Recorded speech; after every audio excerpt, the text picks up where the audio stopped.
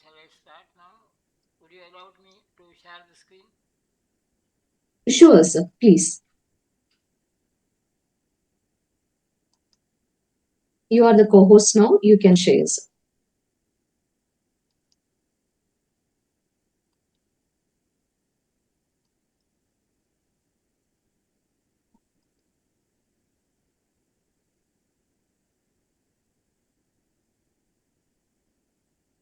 It is visible, sir. It is full Okay, screen. screen is visible. Okay, all right.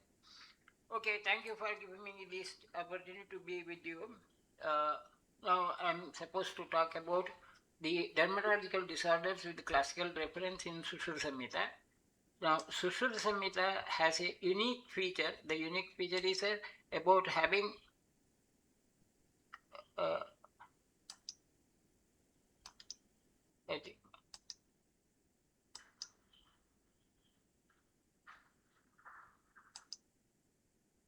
I think the screen is visible. Yes, sir. It is visible, sir. Okay, all right. Now, the unique feature of Sushruta Samhita is about describing a detailed anatomy of the skin, and of course, the you already have been aware of these issues. The different layers of the skin, the 7 layers of the skin, which are mentioned by Sushruta. Now, these can be seen. The description of the 7 layers of the skin may be comparable to what the present anatomy says.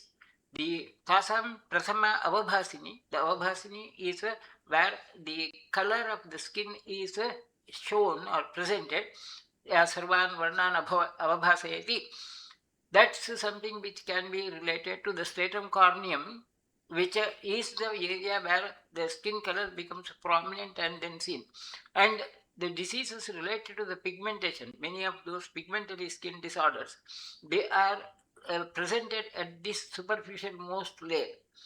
The next is the Dvitiya Lohita Nama, Shodasabhaga Pramana Tilakalakanyach Vengadhisthana, where these deeper mole-like lesions are located, which is something related to the stratum, this epithosum, where the live epithelial tissues are just moving up and it's converted into the keratocytic layers. Then the Tritiya Dvadashabhaga Pramana, thermal ajagalika, where the elastic tissues of the skin are seen, the stratum basal, where the growing epithelial cell as well as the connective tissue are located, and that's exactly where many of these eruptive lesions are seen in the skin. Then the Chaturthi is where the many of those diseases where the loss of pigmented tissue, the melanocytes are either lost or there could be excess of the melanocytes seen, and that's a Vividha Kilasa Kushadhisthana, the elastic subcutaneous layers as such, the dermis layer, proper dermis layer, where majority of the melanocytes are concentrated and the melanocytes are progressing up. Then Panchami Vedini Nama, that's a deeper portion of the epidermis where the sensory nerves are distributed and the pathologies which present with the altered sensation of the skin, they are supposed to be located at that area. Then the Shasti Rohini Nama, where Granthi Apache Arbuda Slipada, it's actually part of the subcutaneous area, part of the superficial plane, superficial fascia as such, where many of the deep-seated infective lesions with the pus formation are seen. Now, the common reasons or etiological factors for the skin diseases mentioned in Sushruta, they're very classic. One is about the diet, the dietary factors, the lifestyle factors like विशेषात् गुरु विरुद्ध असात्म्य अजीर्ण हिताशिनः स्नेहपीतस्य वान्तस्य वा ग्राम्य अनुपौलक पयसा अभीक्ष्णम् अनुपौलकमांसानि वा पयसा अभीक्ष्णम् अश्नुतः. Those who have undergone shodhana chikitsa, particularly women, and if the woman is not the samsarjana krama is not followed, or the whole protocols of the woman are not followed properly, that also can be a cause for the skin disease, which is a quite important thing. It's not related only to the woman. Any of the shodhana procedures, if the samsarjana krama is not followed, definitely that can result in many complications, and one of those important complication is about the skin disorders, and the other is about the endogenous pathologies which can produce, like पित्तश्लेष्माणां प्रकृतो परिगृह्य अनिलः प्रविद्धस्त्रियग्गाः शिराः सम्प्रपद्य समुद्धय बाह्यं मार्गं प्रति समन्ताद् Systemic disorders can present as the presentations of the skin disorders, and यत्यन्तदोषविषिक्तः निश्चरति तत्र मण्डलानि प्रादुर्भवन्ति. Then one more of the important issue is a छर्देः विघातेन भवेत् तस्य भवेत् कुष्ठं यनेव दोषेण विदग्धम् अन्नं. छर्देः विघातः, suppression of the natural urges of vomiting or natural process of vomiting itself can be a cause for the skin disease. This is a very interesting issue which the modern science may not easily accept, but now it's almost being now studied rather seriously in Western science also. Like the anti-emetic drugs, the treatment like anti-emetic drugs which are now regularly administered. Many of the people, they have that custom of consuming these without prescription, over-the-counter products. They are now related to the skin disease, though a definite proof is not still available, but lots of activity is going on, lot of curiosity or interest in that area is going on. Many of the current papers, they are leading to that direction, where this kind of a suppression of or so-called anti-emetics being responsible for the skin diseases is already on the line of being studied seriously. That's about one more of the important causes. Now, the general rule about the Pururupa, before the skin disease is presented, it can present with the abnormalities of the skin consistency, Tvakparusham, and the Romaharsha, that's abnormality of the biliary movements, Kanduhu, Swelabahulyam, abnormalities of the sweating, and Swapaha, sensory abnormalities could also can occur. Shatavisarpanam, the non-healing ulcer also could be presented as the precursor of the skin diseases, symptoms of the precursor of the skin disease. Among the major skin diseases mentioned in Sushruta, the most important group of the skin diseases is present in the Kshudra Roga chapter, and another very common chapter which is often seen in every textbook of Ayurveda is the Kushtha. And of course, the Kushtha is many times misunderstood as leprosy alone, but the real meaning, if you go into the details of these Kushta Vyadhi, it's not the leprosy alone. Many of the skin diseases otherwise, other than that of leprosy, also are categorized as a Kushta. And in Sushruta, the Kushtas are of 18 types. Of course, there is a difference of opinion about the number of these diseases between different samhitas. Charaka Samhita and Sushruta Samhita will differ about there may be the number as well as classification of the Kushta, but that difference doesn't make a huge issue. I think that is not a point. We will be mainly focusing on what Sushruta has described, uh, whether a condition is a Kshudra Kushta or Mahakushta according to Sushruta or Charaka, and how does it make the difference is not the point which we are going to deal with. So we will directly go into what Sushruta has said, and these differences of opinion between Charaka and Sushruta are not very significant as such. Now that's about the types of the Kushta. Now these Kushtas are classified again Sushruta as a Mahakushta and Kshudra Kushta. Mahakushta many times is understood as the diseases which present with more severe prognosis. Kshudra Kushta are having a relatively better prognosis. But I think that kind of a description may not be very specific. Rather, it could also be the other way. The diseases which occur more commonly, they may be considered as Mahakushta, and those which are comparatively less common, they might have been considered as a Kshudrakushta, and the names are Aruna, Udumbara. We will go into these individual Kushta varieties and try to see what we can see clinically. Now, the general clinical symptoms of Kushta and identification of dosha in the Kushta in general would be based upon certain of the gross symptoms, and this is a very important issue. Even though you may not be able to make out the exact type of the Vyadhi, Vikara Rama Kushala Najishyar Kalachana. That's what Vagbhata has said. Even if we are not able to make the exact name of the disease, and that's quite important because in the dermatology practice, the number of or the names of the diseases are quite huge and they can confuse everyone. Rather, even an expert dermatologist would always be confused with the nomenclatures of the diseases. And in such a situation, the most important is to identify the nature of the pathology, and your approach to the treatment will be based upon the type of the pathology. Now, what Sushruta has suggested is about the same. The clue of identifying these pathology, the process of the pathology, or the dosha factors which are responsible for the skin diseases are Kusteshu, Tvak Sankocha, Swapa, Sweda, Shofa, Bela, Kaunya, Swaropagata, Vatena. A disease of Kushta variety presenting with or rather predominant of Vata would present with the contractions of the skin, contractures of the skin, or it could be abnormalities of the sensations, the abnormality of the sweating action, or there could be disruptions of the surface of the skin, or deformities like again more severe deformities which can present with the visible abnormalities of the organ, or saropaghataha, again motor functions loss like speech being affected. So neurodermatological conditions, they also can be one of the clues to make the diagnosis of Vataja Vyadhi. Whereas in a Pittaja Vyadhi, Paka, Avadarana, Anguli Patana, Karna Nasa Bhanga, Akshiragaha, Upapatayaha, Pittena. In case of the Pittaja Vyadhi, there would be suppuration or the skin or tissue loss. Avadarana is tissue loss.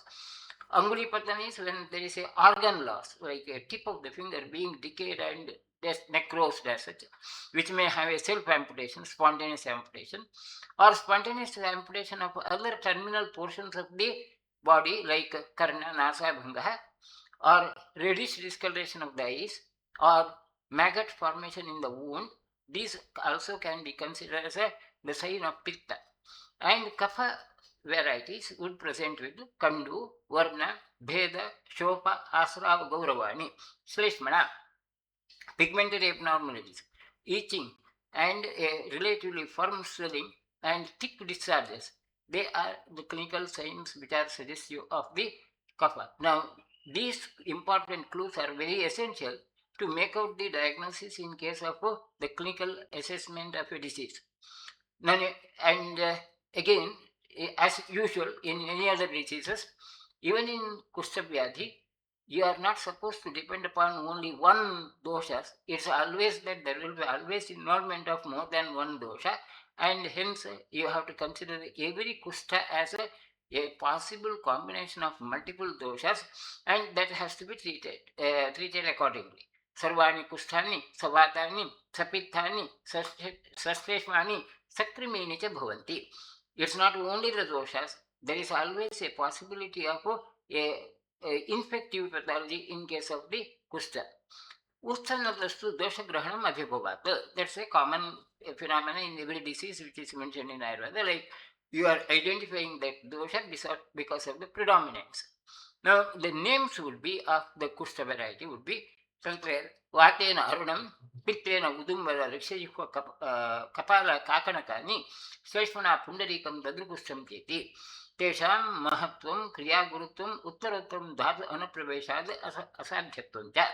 The diseases of the later varieties are considered to be relatively less having more difficult prognosis as such. Now, these dosha lakshanas can also be represented or reflected based upon what we see in the current terminology. The current dermatological terminologies of the description of the lesions, they are categorized into mainly primary skin lesions and secondary skin lesions. The commonest types of these classifications are the skin presentations are macules, which are the flat areas of color change and or elevation or depression, which is what's mentioned in Sushruta as Vata, exactly the same, but the language is different, the description is different. Maybe the description may be somewhat more detail. Papule is a solid elevation of smaller than less than half a centimeter. That's also a sign of vata. A nodule is a solid elevation which is much bigger. That bigger swelling and it is also deeper there. It's a sign of kapha. Tumors are again much bigger swellings where the size is more than 1 centimeter. That's a sign of kapha. Whereas the plaques are where there would be an elevated surface which is having a thicker and rough surface. That's the typical of vata. The wheels which are again plaques which have a edema of the dermis in the superficial area which is somewhat firm is kapha variety. Vesicles where there could be a blisters which contain some fluid like, that's the typical pitta. A larger vesicle is called as bulla and that's also the sign of pitta. Secondary lesions are either it could be erosion where the skin has become, epidermis has become eroded completely, which is a sign of maybe the tridosha, a ulcer, a deeper ulcer, which could be a tridosha or even it could be the pittaja vyadhi. Fissures also are the typical features where there could be the epidermal layer is split into pieces like, and you see the cracks as in eczema. That's in the tridosha. When the atrophic changes are seen, that's a very typical of vata dosha, because now we can make this, translate this, reflect these lesions in terms of the dosha, which helps in the management. Now, at the end of this, I'll also give you a simple clue to how to treat the skin disease, even if you are not aware of these specific names. Or excoriation, where there is a loss of the skin tissue due to scratching, that's the vata. And vata kapha is in case of the crust formations where there is a almost a dead tissue, hard and dead tissue, which is, tends to get separated from the skin surface. Scale is a relatively thinner but a compact, hard disclamation, the thin layer being peeled off. That's also a sign of vata kapha. Lichenification, where the epidermal thickening is seen and the skin has become rough. This also is a typical sign of vata kapha, where you will have the typical features of itching and then that hardness of the skin surface. The scars and keloids, they also could be related to the kapha as such. That's how it can be reflected. It's just it's a magnification of what Sushruta said in the terms of the simple formulas. Now, going further into the details of these issues, the kustas, the first of the kusta, vataja, the vatena, arunabhani, tanuni, visarpini, todabheda swarupani, and these are the aruna kustas. Now, that kind of a situation where the skin becomes rough and the color of the skin becomes reddish or blackish, which is initially reddish and tends to become darkened, the surface is thickened and it tends to spread widen. With these kinds of typical features are seen in case of the acanthosis nigricans, where there would be an initial blackish pigmentation with the many times with the minute itching, or there could be some irritation, but later it can become deeper and even there could be series of superficial ulcerations occurring. Now, acanthosis nigricans is seen in a patient which is easy to be identified clinically. The simple inspection can make the diagnosis of acanthosis, but acanthosis is not a single disease entity. That's not the final diagnosis. It's always a possibility. Acanthosis nigricans is a reflection of multiple other disorders. So, whenever you see a patient with that kind of acanthosis where the skin has become rough and blackish, it's quite important that you will have to search for the primary lesion which has resulted in. And a large number of diseases can present along with the other clinical symptoms as acanthosis. And many times the patients may be more worried about the skin manifestation than really the underlying pathology. Or many times the underlying pathologies might have been treated somewhere and then the patient would be more bothered about the skin disease and they may come for a consultation of the skin. But it's quite important that as a clinician, you will have to know about that basic pathology and the wherever possible intervention which would be suitable for that condition is necessary. And I have given a simple common list of those conditions where acanthosis is presented commonly. And of course, this list is not complete. I do agree there are many more other conditions where the acanthosis can be the reflection of the diseases. Among them, from the clinical point of view, quite important are the associated malignancies like bile duct cancer, bladder cancer, breast cancer, colon cancer, endometrial cancer, esophageal cancer, gallbladder cancer, which are quite significant. And many of these diseases, the primary lesions may remain silent. The patient may not be really bothered about that. And as a clinician, you may have to identify these diseases also in a patient presenting with acanthosis. Of course, the other genetic pathologies or metabolic pathologies, they may present with the conspicuous clinical symptoms of otherwise, and hence the diagnosis may not be that much difficult, or that's not a serious issue. So I may not suggest any specific line of treatment for acanthosis, but a patient of acanthosis coming to you, you have to go for a detailed clinical study, or maybe if necessary go for the investigation, identify the underlying pathology, and then approach of the treatment will be based upon that individual causes. That's about the Vajra Kushta. Then the Pittaja Kushta, the typical features could be Pakka Udumbara Palakriti Varnani, Audumbarani, which looks like Udumbar Phala, reddish, bright reddish colored, swelling, like ripened Udumbar Phala. Commonly, you may see these conditions as in case of angiomas, blood vessel angiomas, relatively vascular angiomas, which is also called as angioma, which is generally innocuous condition, which doesn't really harm. Only the important would be cosmetic. And in such conditions, virtually there is no question of any medical treatment. The ultimate treatment should be surgical. Or exactly a similar feature also can be seen in infective pathologies, like particularly granulomas. Granulomas are quite common now these days in any of the septic pathology. If the drainage is not proper, and if there is a progressive continuous inflammation, the hypergranular tissues may be seen as pyogenic granulomas. And such conditions, again, they require a revision of the treatment. Many times it may require a removal, surgical removal. The granulomas may need a intervention. Many times conservative treatment may not alone be enough. But if at all you have to plan the conservative treatment, it's a sort of dustavrana, and I would be treating that patient with the Triphala Gugulu Gandhakarsana Jatya Tela. But in a prominent granuloma, a surgical intervention is absolutely necessary. A simple medical treatment may not be enough. Then the Rishajuha is where the Rishajuha Prakashani, which looks like the tongue of a bear. The surface becomes rough and the color could be somewhat reddish, and the Kharani also it becomes hard as such. That's very typically seen in seborrheic dermatitis, very commonly seen the same feature, where you will be seeing the lesions are described classically. The lesions are described as a papulosquamous lesion, which may be presented in the scalp, face, or trunk, and the diagnosis is mainly from the clinical presentation. The clinical presentation would be where there could be one dandruff-like features.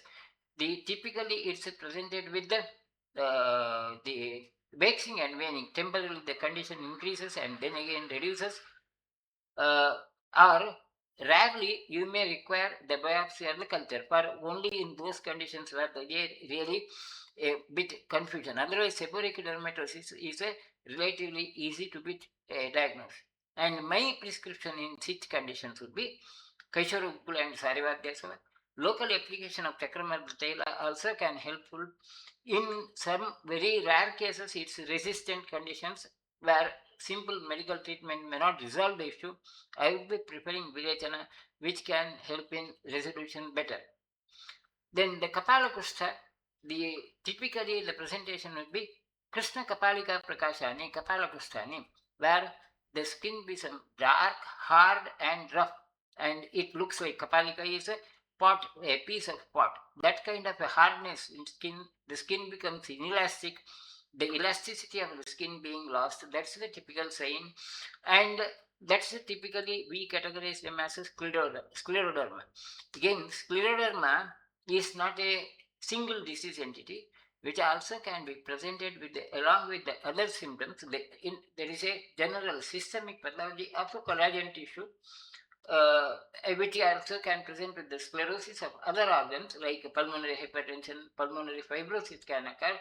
Renal crisis also could occur in such patients, and it can be even fatal at times when there is involvement of the renal pathology. So, scleroderma patients have to be handled carefully. If the patients have these complications like pulmonary fibrosis, then the whole approach of the treatment would be different. You will have to ensure that the patient has sufficient oxygen concentration. The pulmonary functions have to be improved. So I'm not referring to those issues. Or a patient with renal pathology, again, it's where the issue is more complicated. That renal functions have to be supported. If necessary, even we may have to go for dialysis like treatment. But in the other conditions where there is not much of a complication, with an idea of preventing the complication, a patient has scleroderma, I would be treating with Virechana as the initial approach to the treatment, followed by Kaishara Gugulu, Mrityunjaya, and Khadirajista, which can modify the course, and the complications, severe complications, can be delayed significantly. But once the patient has developed the complication of renal pathology, the outcome would be poor, and these interventions may not be sufficient, where the approach should be more energetic and the organic functions have to be preserved. Then comes the Kakanantika Kusta. Kakanantika Kusta are presented as a Kakanantika Phala Sadrishani, like Gunja Phala, reddish, bright red colored, Rakla Krishnani Kakanakani. Tesham Chatur. Now, in general, these all the four these Pittaja variety, they present with the Osha, Chosha, Parilah, Dhumayani, Kshitrothana Prabhaka Belitwani, Krimijan, Samanyan Lingani. That's the common features of the Pittaja variety. Now, Kakanantika kusta, that bright red colored spots seen over the surface, is a typical of erysipelas. Erysipelas is a subcutaneous infection, a variety of the cellulitis-like conditions, which is superficial. Involves the superficial dermis, upper dermis layer, and gradually it spreads to the lymphatics. And the usual modern treatment would be antibiotic course of the treatment, but we can manage the patients well with Triphala Gugulu, Kamaduga, and Sarivadhyasa, typical pitta action treatment, or maybe Triphala Quarta for local uses, and rarely you may require antibiotics. Only when the patient's leukocyte count has increased beyond 17,000, I may prefer an antibiotic, otherwise, the patients can be managed without antibiotics equally well. The study of bacterial organisms like culture may not be necessary in majority of the patients, though theoretically that's the basis of the treatment in such conditions. Then comes the Kaphaja variety of the kustas. Among them, the Pundarika kusta, Shleshmana Pundarika Patra Prakashani, something like a pale colored leaf of the Pundarika, that's the lotus like features. The skin morphology doesn't get affected, only there will be some areas of whitish spots, and these whitish spots again of different varieties causes. Probably when Sushruta says about the Pondarica Kusta, it's about the pityriasis alba, whereas this has to be differentiated from the vitiligo, which where the hypopigmentation is quite severe, which we may consider later with the kilasa. Now, the pityriasis alba is characteristically produced due to some fungal variety, Tinea, different species, commonly is Tinea versicolor, and it's often seen as ill-defined scaly areas with reddish patches. Many of these conditions, which is also variety of the tinea, not the versicolor, and this has to be seen as such. Most of the times, these conditions would be self-limiting. Many times, the exact causes are not known, but very superficial, even fungal involvement also can get healed by itself. So it's a transient phenomenon, often seen in summer seasons. Very often you see in the summer season when the patient sweats more, or the patients who do not maintain the proper cleanliness also, they may have these kinds of feature. and often it's a self-limiting. Most of the times, within 2 to 3 months, it subsides by itself. In the folk practice, people usually consider this as a result of a presentation of worm infestation, and many times that deworming treatment also helps in resolution. Now, whether it's the worm deworming itself is directly responsible or otherwise is questionable, but that kind of a practice does exist. When the patient comes to me, I usually consider this as a self-limiting disorder. Generally, no medicines are required, but Sarivadhyasava is a common prescription, which is a Rakta Shodhaka, which helps in the resolution better. That's about one of the Kapaja variety of the Kusta. Then comes the Kapaja Kusta Dadru, where the lesions would be Atrasi Pushpavranani, somewhat pale color or tambrani or reddish color, and they tend to spread in a circumscribed fashion. Lesion which starts in the single area then gets spread around, surround, and the typical feature would be parimandalata. It tends to get in a circular fashion. That typical circular fashion is a typical of cutaneous fungal infections. Fungal infections, centrifugal description is characteristic, and these eruptions seen around.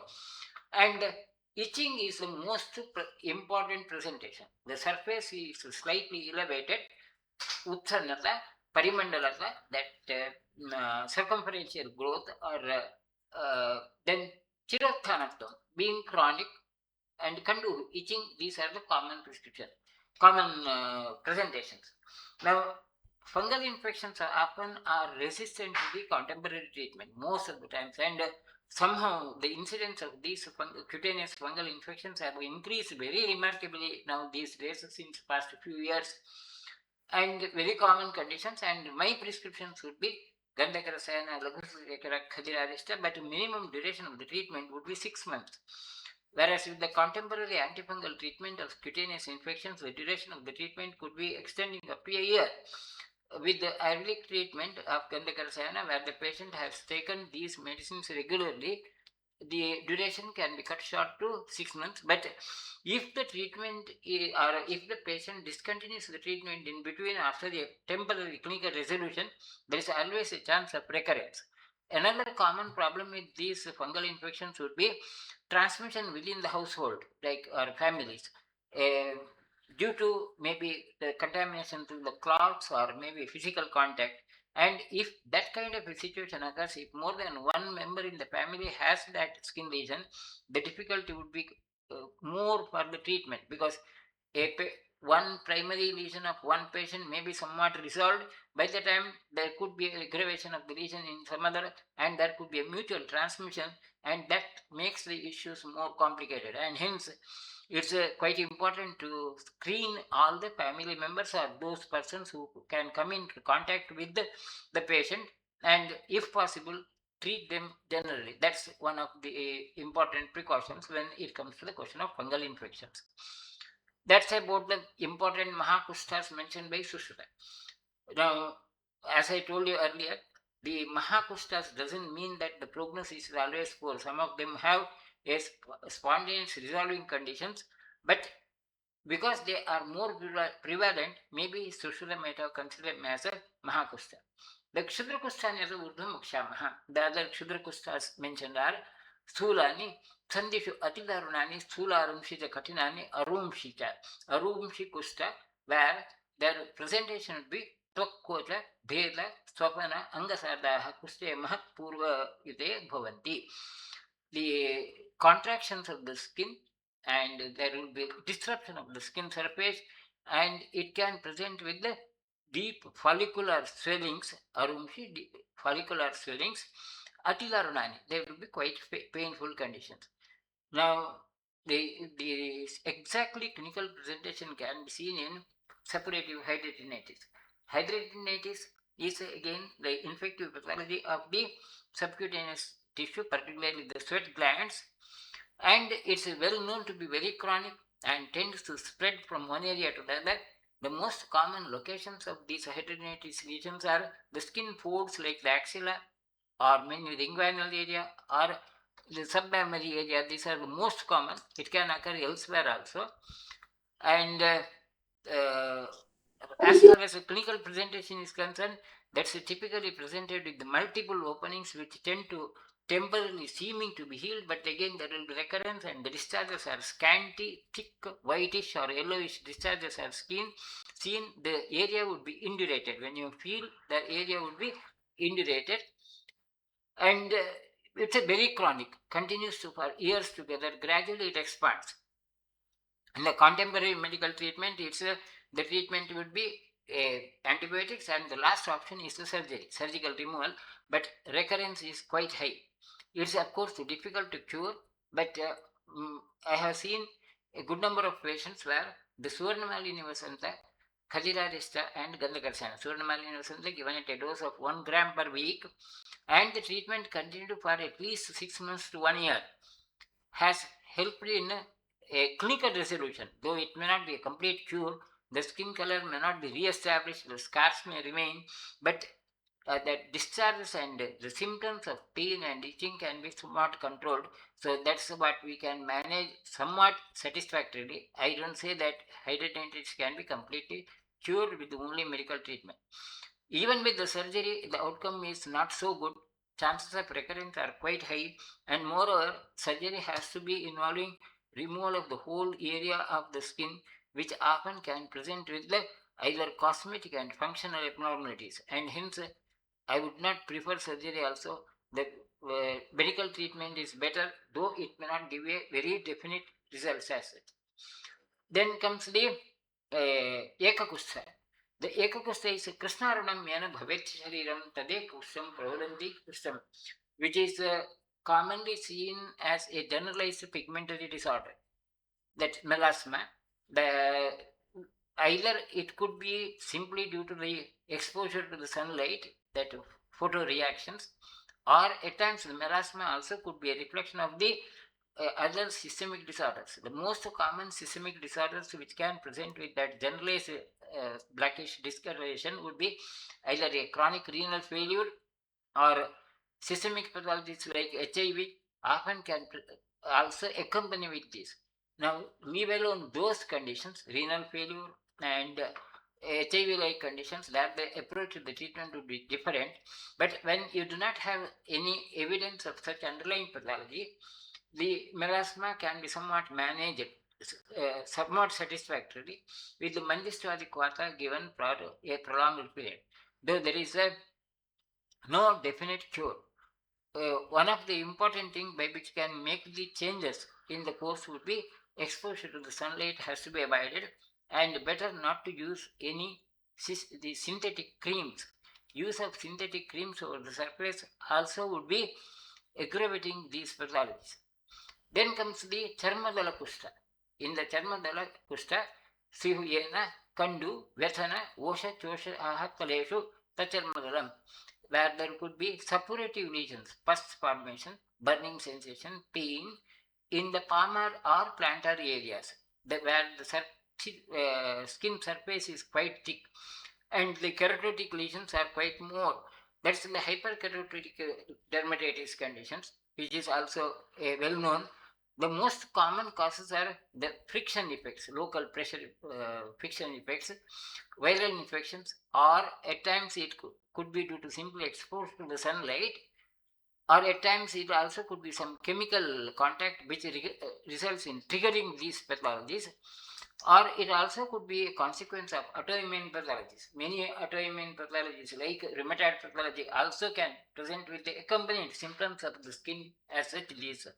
And in these conditions, the approach to the treatment would be by identifying the specific causes. I will not generalize any treatment, but a simple palliative treatment which can help in reducing the severity of the symptoms will be Trifala Parisheka. Trifala Parisheka can be a common prescription irrespective of the real causes. But if the patient has evidence of the local friction or pressure, a modification of the lifestyle or modification of that precipitating factor can bring in a significant changes in the outcome. Whereas in case of autoimmune diseases, the usual treatment would be Kaishara Gopala Mrityunjaya, which is a palliative treatment which can help in reducing the symptoms, though it may not be complete cure. Nutritional deficiencies, if you can very obviously identify the nutritional deficiencies, the specific nutrition factors may have to be administered, and in such cases of obvious nutritional deficiencies, I would be prescribing Sarivadhyasava as a adjuvant treatment. Then comes the other variety where the Visarpa is the other variety of the Kushta, and that Visarpavad Sarpati Sarvadaha is to Agra Rakta Mamsani Abhibuya Shigram Murcha Vilaha Arati Todapakan Prutva Visarpa Bhaved Vikaraha. It is an acute infective pathology where the patient may have systemic signs of toxicity like Murcha Vilaha Arati, and the local spread also is rapid. That's the Visarpa. Now, from the clinical point of view, these can be compared. Exactly the similar clinical presentation can be seen in cellulitis conditions where there is a bacterial subcutaneous infection which tends to present with swelling, reddish discoloration, and then pus formation within a short course, and systemic signs also are quite common like fever, chills, etc. Or it also could be the herpes zoster, that's the viral infections, Visarpa, which is more commonly in the society. The common folklore practice also, in general, in the colloquial language, the herpes is often named as Visarpa. Uh, the approach to the treatment in these conditions would be somewhat different. In case of cellulitis, my prescription would be Cephaloguggul Gandhaka Rasayana, or if the patient has a high leukocyte count, you may require a antibiotic course of the treatment also. I don't say that every patient cellulitis can be managed only with the Ayurvedic treatment protocol. Whereas in the herpes zoster, definitely yes, our treatment would be much better. And the usual prescriptions which I would prefer would be Lagusutshekara, Kamaduga, and Paripatadikada. And herpes zoster, if we can avoid the complications later, that can be a condition which can be cured within 2 to 3 weeks. Only the thing is, like, severe complications of the neurological involvement has to be taken care of, which can be done easily with dietary precaution and physical activity. Exercise and dietary precautions would prevent that. Though the condition looks to be quite severe initially, the later consequences would be usually somewhat better, except for a prolonged complication of post-herpetic neuralgia. Post-herpetic neuralgia would be more if these lesions get secondary infected. So prevention of the secondary infection in the herpes zoster is quite important. And from that point of view, any of the local application of particularly calcas or ointments would aggravate that possibility of a secondary infection. So it's better not to use that. Instead, just clean with the kashaya. Usually, I would prefer tripolakwata or any other. Shila kashaya could be used for cleaning, and better not to apply any ointment or oil or any such which can obliterate the discharges and increase the chance of secondary infection. Because once there is a secondary infection, the post-herpetic neuralgia could be persisting for a long duration. Virtually, there is no definite cure for herpetic neuralgia, post-herpetic neuralgia. And in the post-herpetic neuralgia, only the patient has to wait and suffer. And after a certain long period of time, like years together, gradually the symptoms may subside, though you may not give any specific medical treatment. Then comes the Parisarpa. Parisarpa is one more variety of the Kushta, where the results lesions are very similar, but only thing is there is a gradual progressive lesions, follicular lesions which tend to occur, and they may be limited to a certain area of the body initially, then gradually spread to the other areas of the body. That's typical in case of the folliculitis. Folliculitis could also be presented with the bacterial or fungal or mechanical, or it could be due to some physical or chemical irritation of the skin surface. Most commonly, what we see in the clinical practice is bacterial pathologies. Bacterial pathologies presenting in the folliculitis are more commonly seen, where you will see the follicles somewhat bright red colored and the discharges are seen. You can see the shining surface, and the pus also could be seen. Many times the pus could be either whitish or yellowish in color. Whereas fungal folliculitis present with the dry lesions, as you see over this. Treatment approach would be in case of a bacterial infective pathology where there is more research, I would be preferring Trifala Gandhakarasayana and Khadirajista. Whereas in case of a fungal infections, I would be preferring Kaishara where the lesions are dry, more of Vata environment. I would be preferring Kaishara Gandhakarasayana, Lagsushekara, like drugs as such. Then comes the Sigma Kusta. Sigma is the typical fungal infection which presents with the depigmentation, where there is a established tinea versicolor. Now, that the hypopigmentation of the different varieties of these mentioned in Sushruta have different degrees, their identification is quite important. In case of the Sigma Kusta, there would be conjunctivism. Itching is the most common presentation, whereas in pityriasis alba, the itching is not seen, that's only a hypopigmentation seen. Whereas in a tinea conditions, versicolor, itching is more commonly seen along with the depigmentation, and the depigmentary spots are somewhat more brighter than the tinea, this pityriasis alba, and the lesions they tend to spread from one area to the other gradually, but most of them they are just gradually spreading in contact with multiple lesions. They tend to spread from a central zone, and gradually the wider and wider area is involved. Now that's exactly conventum shvetam apai, which doesn't heal easily, and which are tanu prayasha urdhvakaya, commonly seen in upper part of the body.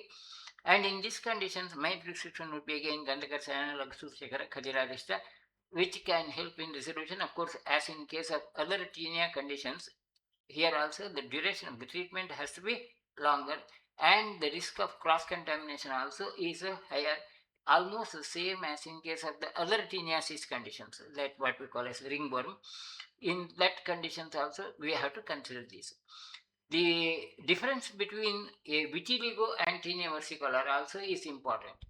Vitiligo, of course, I will come to that vitiligo when we discuss about the kilasa next. But in a patient present with the hypopigmentation, which is somewhat deeper hypopigmentation, which is different from the pityriasis alba, you will have to differentiate this. In a typical vitiligo, the surface is smooth and normal appearance, whereas in tinea, the scaly or dry and skin can be seen to be somewhat having a flake-like appearance. Vitiligo would be more bright colored and milky white patches are seen, whereas comparatively the tinea would have slightly lighter than the vitiligo. A pinkish color could be seen, and of course, vitiligo very often seen as a symmetrical lesion, which is seen in both sides of the body, whereas tinea could be presented in some specific areas, particularly those areas where the sweat glands are more, like back, chest, neck, etc. Then symptoms are, in case of vitiligo, generally there is no itching or no pain. Generally, rarely a patient of vitiligo also may have a itching as a symptom, whereas tinea will be presented with the itching, which is aggravated by the sweat. Of course, if you go into biopsy, the study of the cells, vitiligo is produced due to immune mechanisms where the melanocytes are being destroyed, whereas tinea versicolor is due to the development of the fungus, different species of the fungus as such. That's about the differentiation between vitiligo and the tinea versicolor. And the sigma is the tinea versicolor infections. Vitiligo will come to that when we go into the Kilasa variety. Now, the Vitarchika is one more of the Kushta variety, where Rajyaha Atikandu Artirujaha Sarukshaha Bhavanti Gatreshu Vitarchikayam Kandumati Laharyopanna Vipadika Padagate Iyameva. The Vitarchika is a condition where there could be the disruptions of the skin in a linear scratches, linear lesions. Rajyaha is a linear cracks over the skin in the subcutaneous elastic area. The skin will be cracked, and that's what we call as the eczema. The definition of eczema is the same, like where there would be the linear scratches, the skin elastic tissue of the skin is disrupted, and saruksha they may be dry, and itching would be the most common. And when the similar lesions are seen in the foot, they are called as vipadika. So vipadika and vicharchika is simply based upon the location. When the lesions are in the foot or where the skin surface is thick, They are called as vipadika. Now, from the current clinical point of view, a patient of eczema, that already eczema doesn't mean a specific diagnosis. It could be due to multiple causes. The common causes are atopic changes, where the abnormality of the growth of the skin tissue has affected either due to deficiencies or the systemic pathologies, autoimmune pathologies also, or it could be due to the contact dermatitis. It starts with the allergic pathology, itching, then gradually progressive condition may result in the issues, or there could be stasis dermatitis. Most common which we see would be stasis dermatitis, that is stagnation of the blood, as in case the varicosities, or there could be dehydrotic eczema, where there could be dryness, as in case of ischemic pathologies, the skin becomes dried, either ischemia or stasis of the blood, reduction or increase in the blood supply. Let's say in case of the varicosities, it's the stasis, whereas in ischemia, it's the dehydrotic. Or depending upon the presentation or involvement of the sweat glands, seborrheic dermatitis, which also can become, or chronicity, it can become a eczema deep layer. Then depending upon the shape, it's also called as a nummular discoid. Rarely a neurodermatitis, that neuromuscular pathologies, also can present with the eczema-like presentation.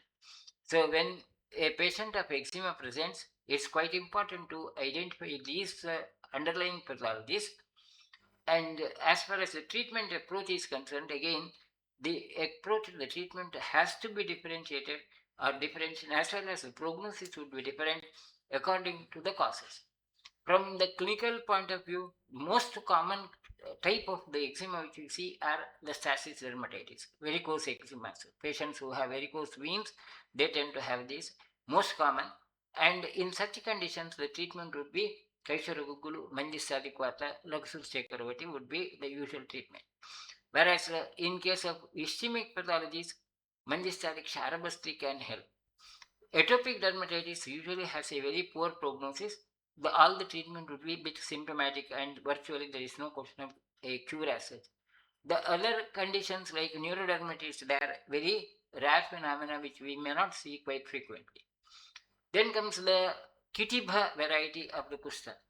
That is Yat Sravivrittam Ghanam Ugrakandu Tat Snigdha Krishnam Kitibham Vadanti, where there would be profuse discharge and the lesions are quite deep, very severe itching is the main presentation, and there could be more humid discharges.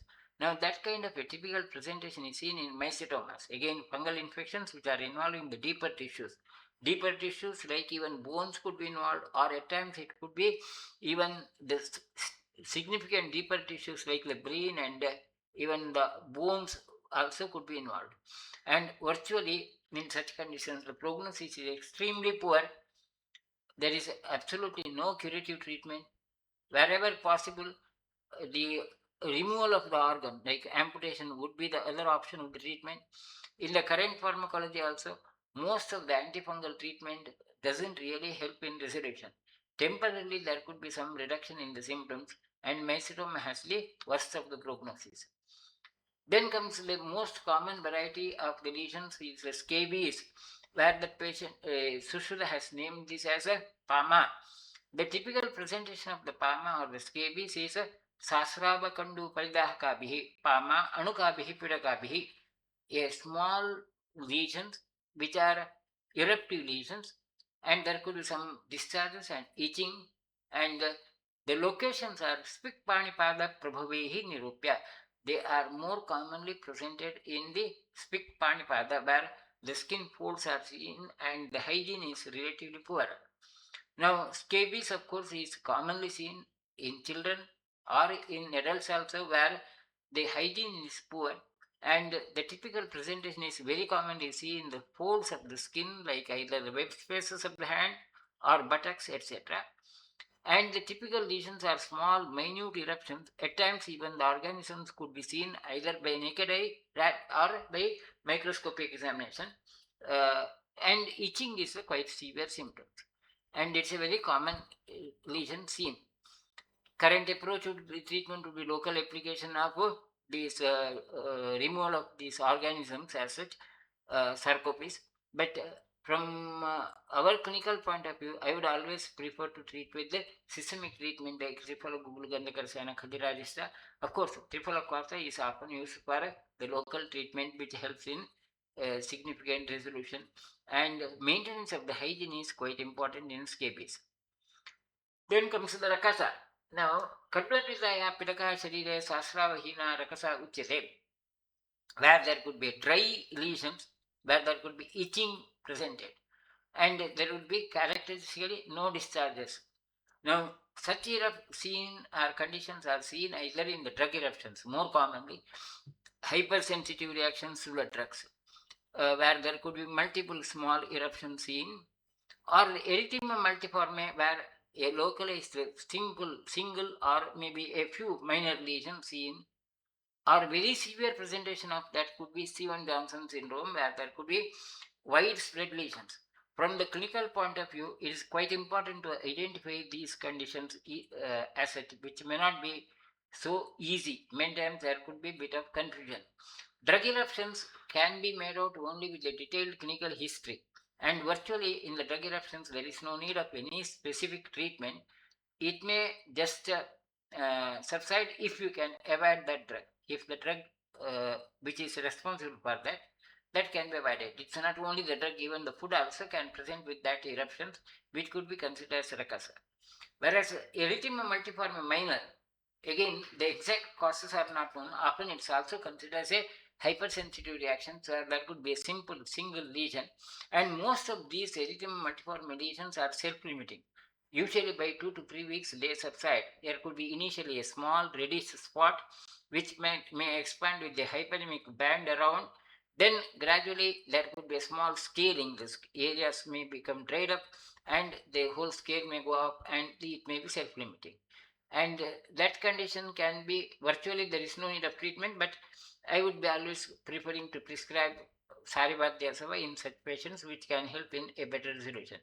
But when the similar lesions are multiple and rapidly progressive and they tend to be deeper ulcers, that's the typical of Stevens-Johnson syndrome, which is quite severe, and the prognosis also is not so good. Conditions can be rapidly changing. In Stevens-Johnson syndrome, the patients may have systemic toxicity, and the clinical presentations can rapidly change and even produce fatal complications. Mortality rate of Stevens-Johnson syndrome is quite high, even with the support treatment. The life-saving treatment would be glucocorticoids, and hence I would not suggest any specific treatment. If you have suspected Stevens-Johnson syndrome, it's better to manage the patient with the ICU facilities and that steroid supplementing treatment. Other medical treatment may not help in resolution because it's a high severe condition. Now, among these, Aruhu Sasidmum Rakasa Mahacha, Etek Gustam Kapayana Muni, Vayo Prokapat Parisapamekam, Sheshani Vitta Prabhavani Vidyasa. Among these, Sidma, Rakasa, and Ekakusta, they are the Kapaja Vyadhis, and Parisarpa has a involvement of Vata, Vata Kapaja Vyadhi, or Pittaja Vyadhi as such. Now, that's about one more. Then Sushruta has mentioned one more variety of Kilasa as a Kusta Vikalpa, whereas in other texts, Kilasa is also a Kusta variety. Sushruta has considered Kilasa as a Kusta Vikalpa, variety of the Kusta. That Kilasa is word represents about the discoloration, surface discoloration. And Sushruta has categorized these into three: Vatena, Pittena, Shleshmana Cheti. Sushila also has made the difference between a kusta and kilasa. Kusta kilasayoho antaram togatamema kilasa parisravicha, kilasam aparisravicha. When there is no discharge and the region is limited to superficial portions of the skin, that's called as kilasa. Whereas when it is deeper, then it involves the systemic involvement, then it's a kusta asset. Then the causes or presentations could be Tatra Vatena Mandalam Arunam Parusham Paridhamscha, when the lesions are circumscribed, limited to some areas, focal, limited to some areas, and the surface is rough and they tend to produce the destruction of the teeth. Atopic changes are seen. The hair loss is seen as a sign there. Then it's considered as Vajaja Kilasa. Pittena Padmatra Pratikasham Sapajahamcha. When it is presented with the burning sensation and the lesions are somewhat more thinner, like surface is shining, that's typical of the Pitta variety. Sveshmana Svetam Snigdam Bahalancha Kandumacha. When the lesion is quite widespread as such, where it's the widespread lesions are seen as you see in this image, that's and the patient doesn't have much of a this burning sensation, but itching is a major symptom. Uh, that's the typical of the Kapaja variety of the Kilasa. When the same, it becomes more severe, Mandalam Antejatam, when it involves the extremities and it involves the Rakta Romaja, which is important. In a typical vitiligo patient, one of the important criteria is if the hairs also have lost the pigment, then virtually in that condition there is a outcome would be extremely poor. No treatment can resolve the condition. Whereas if the hairs are still having the normal color but only the skin has lost the pigmentation, there is a chance of recovery. This is a standard criteria for assessing the prognosis of the vitiligo as such. Then hypopigmentation produced due to burn injury, that's Agnidagdha, scars also is asadhya. When Sushruta has considered when it occurs with the Rakta aroma where the hairs have lost the color or the Agnidagdha scars or Sambandha Mandalam when there is these lesions merge together, lesions which tend to merge to one each other and then grow by merging in continuity. That's also a sign of asadhya according to Sushila, and that's somewhat true. Now, as far as the kushta is concerned, the deeper lesions which are having the more severe prognosis, Sushila has described that outcome of the kushta as a gradual progressive lesion starting from the initial stage where it looks to be relatively minor issue and then it tends to go into the deeper plane, and when it involves the deeper plane then it's considered as a kushta. यथा वनस्पतिजातः प्राप्य कालप्रकर्षणम् अन्तर्भूमिं विगाहेत मूलैः वृष्टिविवर्जितैः. Like he is compared that to a plant which is seen initially as a small younger issue or this plant which gradually goes deeper, the roots are grown deeper, and the factors which make this growth of roots better would be Vrishtivivarditehi, seasonal factors like rain and other environmental factors increase the chance of that growth of the root depth in depth. Similarly, एवं कुष्ठं समुत्पन्नं त्वचि कालप्रकर्षेण क्रमेण धातून् व्याप्नोति नरस्य अप्रतिकारिणः. Now, kilasa or any other kushta, it can become a deeper involved, and that's what Sushruta has said.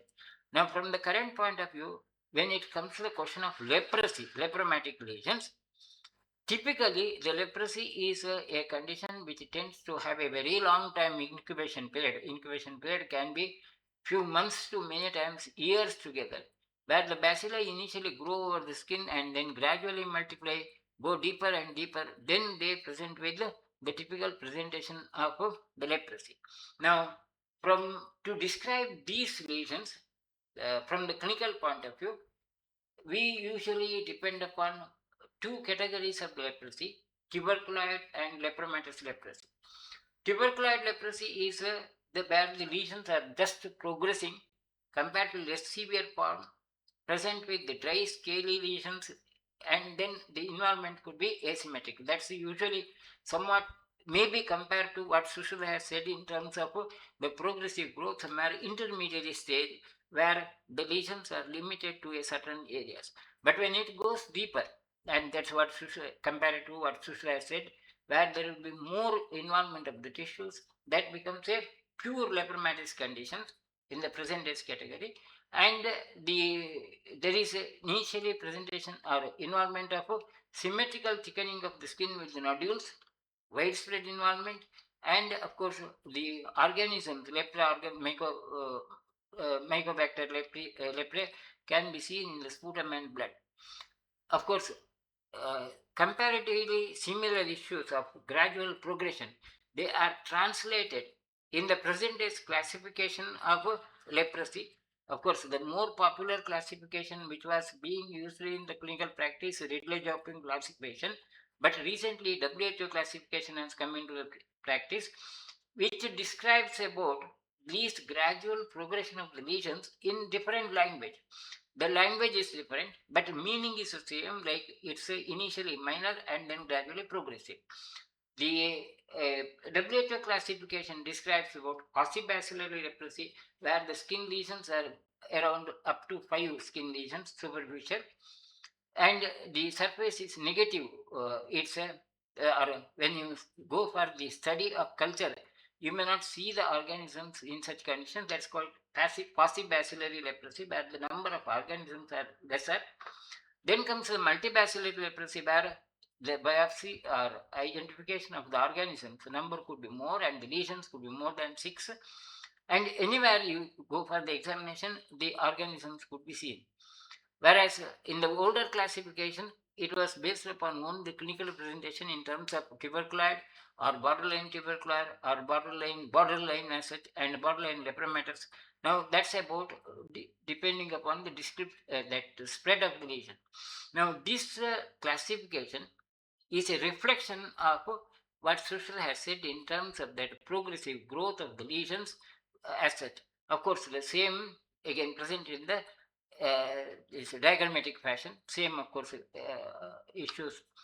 Now, Sushruta's method of classification would not be simply based upon these issues. Sushruta has gone into the detail of that, how the lesion progresses from superficial area to the deeper area, and this description is more practicable from the current point of view than going into that complicated words like tuberculoid and purely tuberculoid and so on. Now, according to Sushruta, when the lesions are presented with the sparshahanihi, swedanatvam, ishat kandushijayate, vaivarnyam rukshabhavascha kuste tvachisamashile.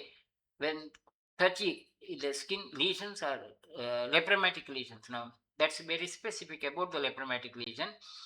When it is limited to the superficial parts of the skin, something like the paucibacillary, though the definition of paucibacillary now is based upon the number of lesions, Sushruta's identification would be the clinical symptoms like where there would be sparshahani, slight reduction of the sensations, touch sensation is being altered. Svedanatum, there would be abnormalities of the sweating. Ishat kandusha, relatively a minor itching. Vaivarnyam, discoloration. Rukshabhavascha, a feeling of dryness. In such conditions, it's a paksamashila, limited to the skin.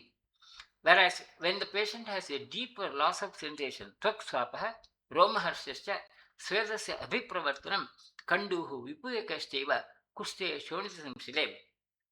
The of course the exactly the similar we can see in case of a borderline leprosy like conditions. It's exactly the same. There could be slight spots of skin lesions, number of skin lesions are compared to lesser.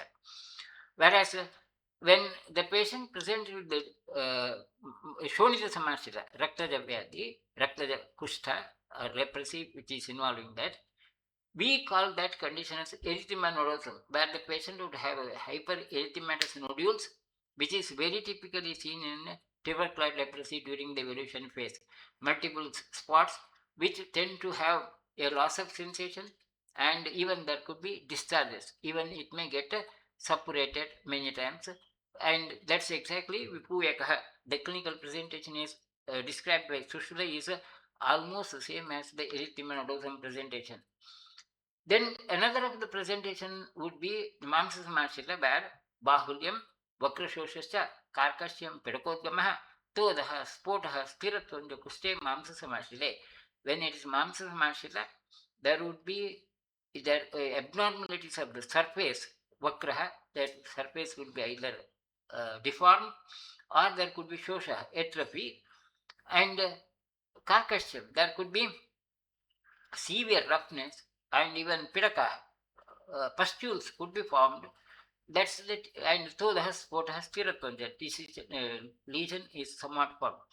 Of course, though it's not the exact thing, usually we see this kind of chronic loss of sensation with the skin deformities. This kind of typical is seen in lepromatic leprosy, where the nodules are seen, nodules are felt, deeper nodules are felt, and often these nodules also may have a discharge as seen. That's the typical of a deep lepromatic leprosy. Now, when it comes to the still deeper variety, the kuste Medasamashile, when Medasamashila kusta, Medadhatu is involved, Daukandam Upadesha Puyota Krimesala, Gatranam Vedram Japi, where the patient would have typical trophic ulcers. One of the most common complications of the leprosy would be the trophic ulcers, which tend to become deeper, and even uh, complications like maggot formation, toxicity also tend to occur. That's typically what Sushruta has considered as a mesothelioma leprosy, which we now consider as a complication of the leprosy in the present day pattern. Then comes the one more of the deformity, Astimajja Samashita. नासाभंगो अक्षरागस्य अक्षरे वा कृमिसंभवः भवेत् स्वरोपघातश्च अस्थिमज्जसमाश्रिते. In case of अस्थिमज्जागत कुष्ठ, there will be cartilaginous deformities, or and hence there could be nasal ridge being altered, or that deformities which could be very conspicuous seen in case of organic conditions, or very large nodules which can be anywhere, and that may even result in the necrosis. And when it is necrosis, even the maggot formation could be common. Now these kinds of complications are very commonly seen in the patients of leprosy, in lepromatic leprosy in the terminal stage, advanced stages. In the Chukrasthanagati lingam, according to Sushruta, when it becomes quite severe, Kaushnyam Gatikshayo Anganam Sambharak Shatasarpanam, Shukrasthanagati lingam Prapantayata, all the other previous symptoms, as well as there would be abnormalities of the movement also, motor deformities also tend to occur, and the wound state will become more chronic.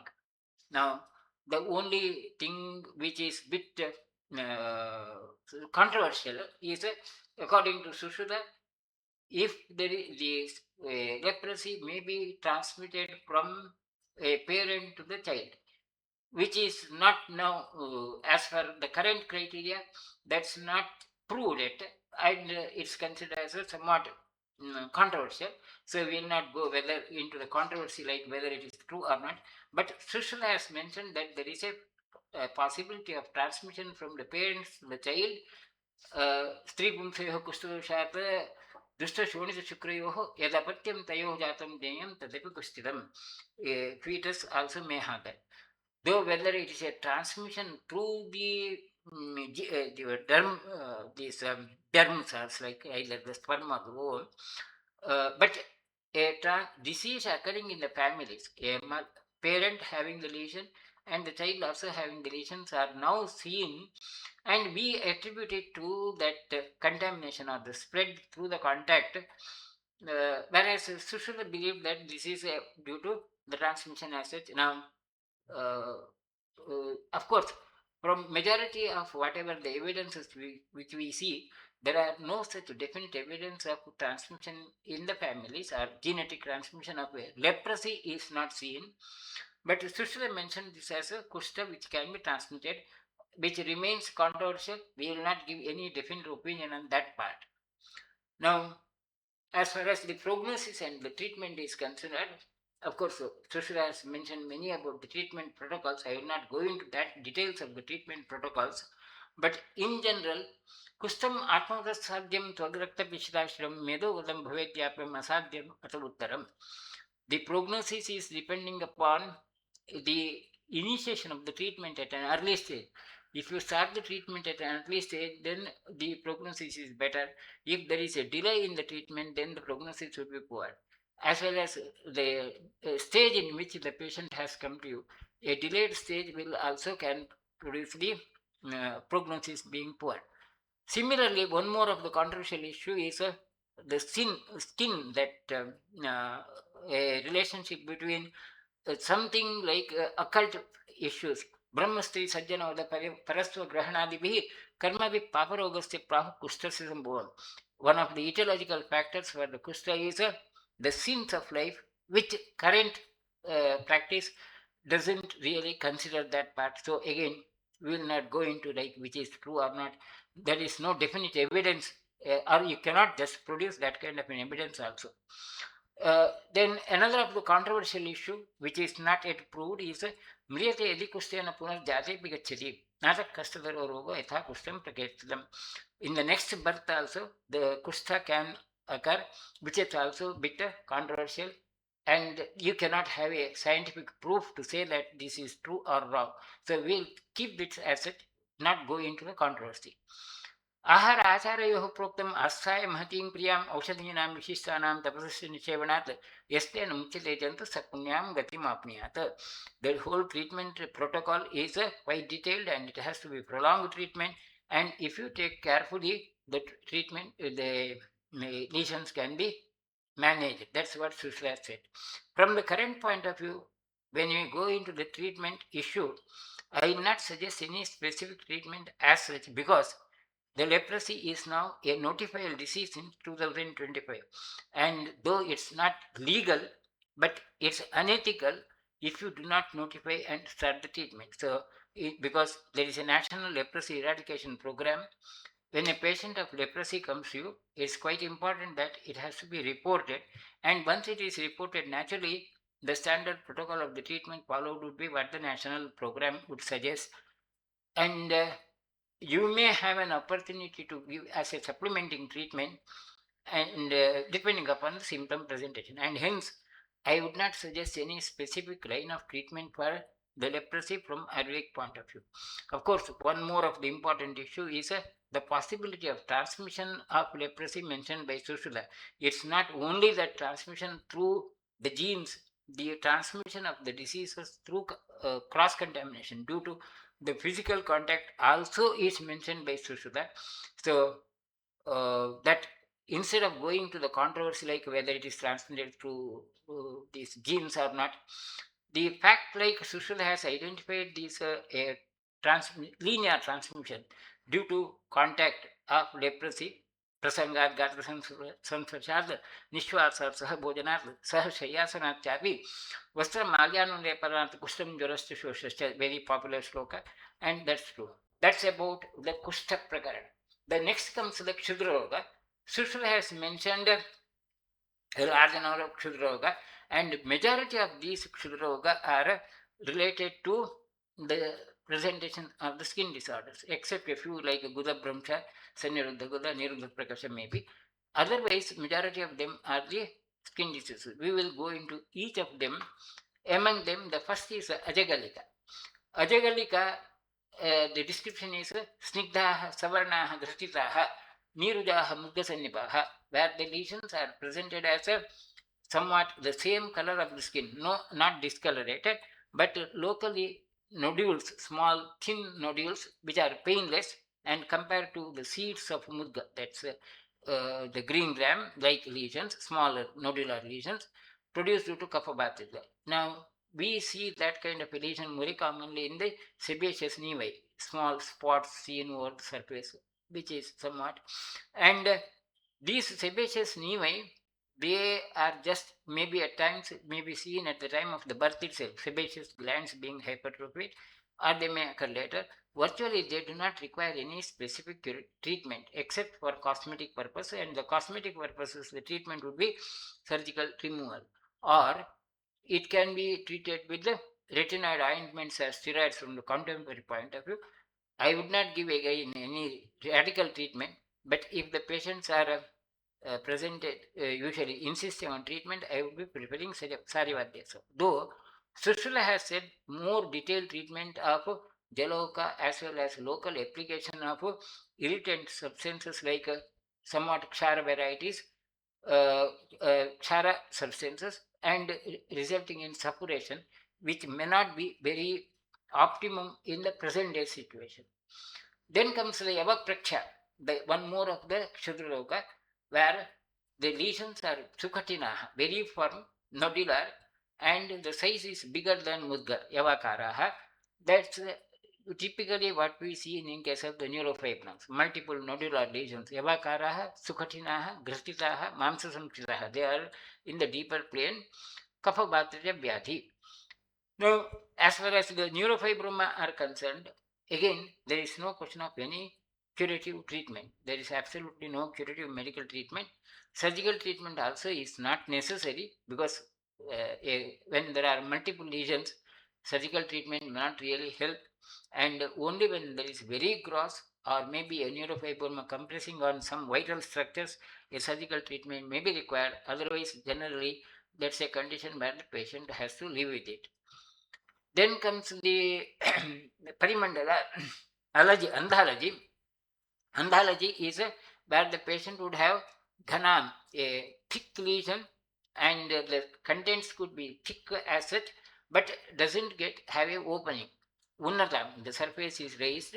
That's Andhalaji alpapuya. The pus would be very small in quantity. That's a typical seen in cystic acne, particularly patients who have multiple acne and you locally use some palliative treatment, or maybe at times patients who have been used with the antibiotic treatment. Like in such conditions, the patient may have a cystic lesions. From the current protocol, it's antibiotic or catalytic ointments are used, which I would not prefer, but I would be prescribing the patients with the Kaishara Guglugan and Khadirarista, and keeping these lesions clean with just cleaning with kashayas, maybe trifluopata, instead of having any applications. Creams should not be used, which can obstruct the gland secretions and aggravate the pathology. That should be avoided in cystic acne conditions.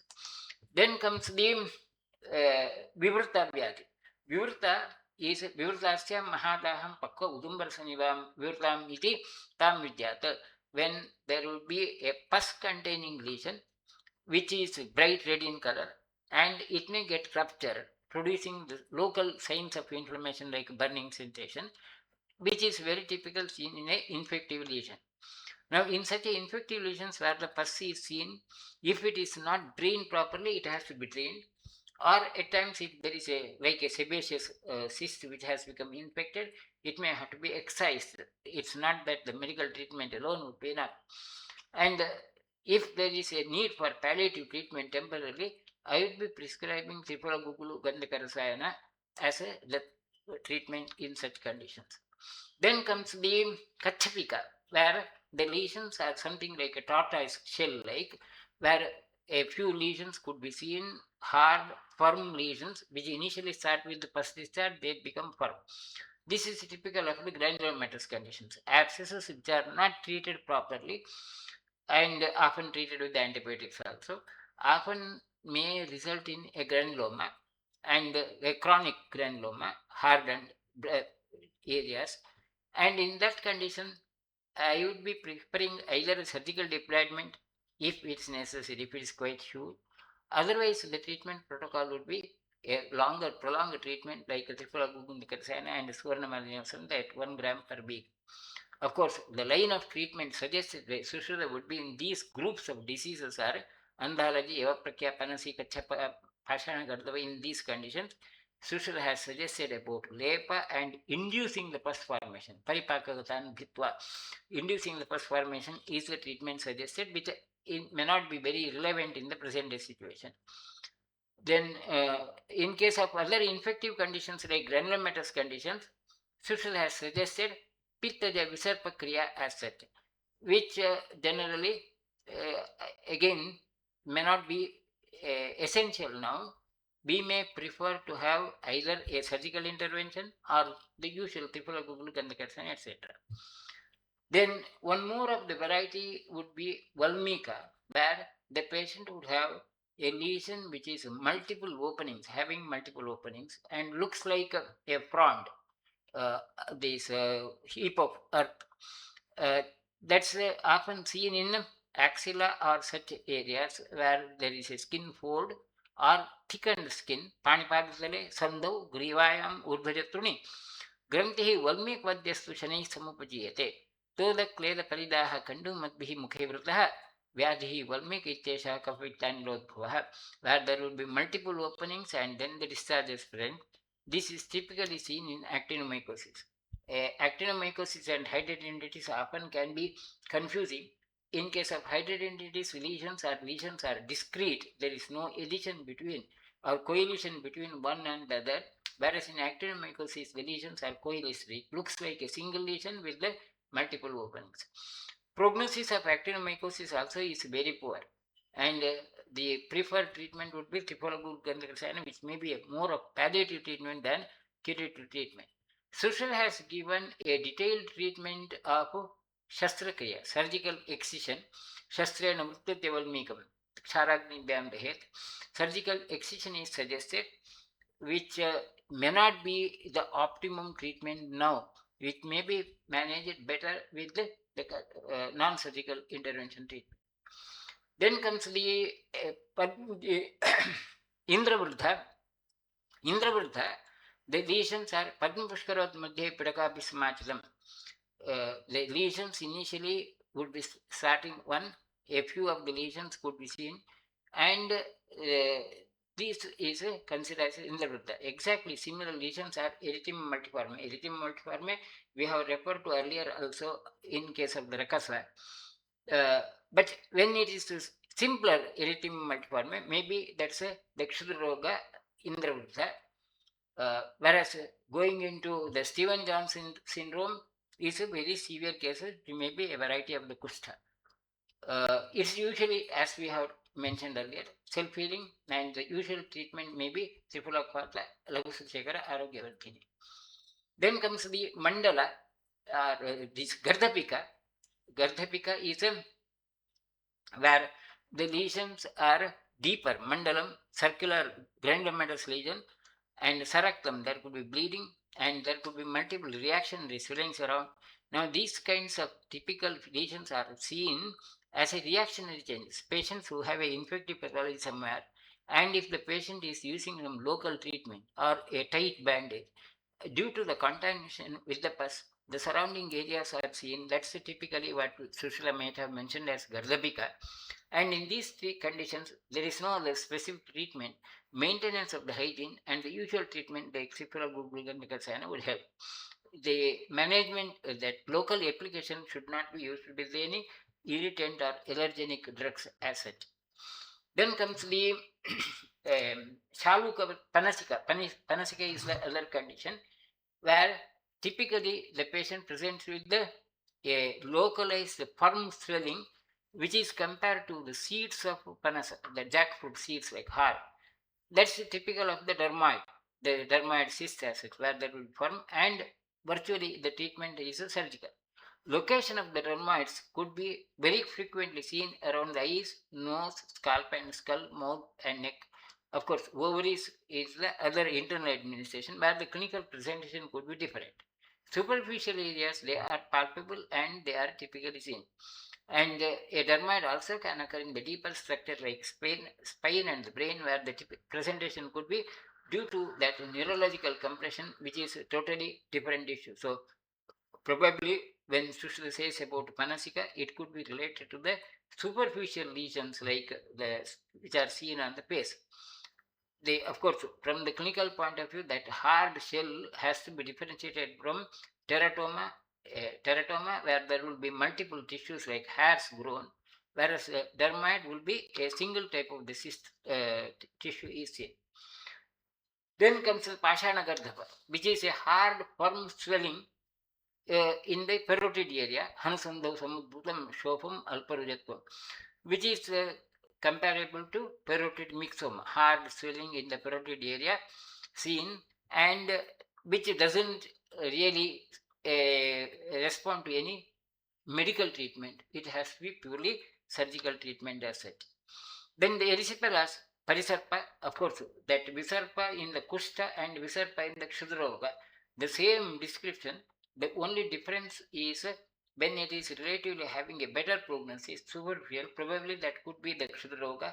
When it is having deeper involvement and prognosis is worse, then it could be the kushta. So it is the same issue which we have referred in the kushta also. So visarpa is in the kshudraroga as well as kushta. Then comes the Irivelika. Irivelika, Pidakam Uttamangastha, Vritam Ugraja Juram, Sarvatmakam, Sarvalingam, Dejaniyat Irivelikam. A Tridosha also, that's where there could be even necrosis as such, and often seen in the scalp area.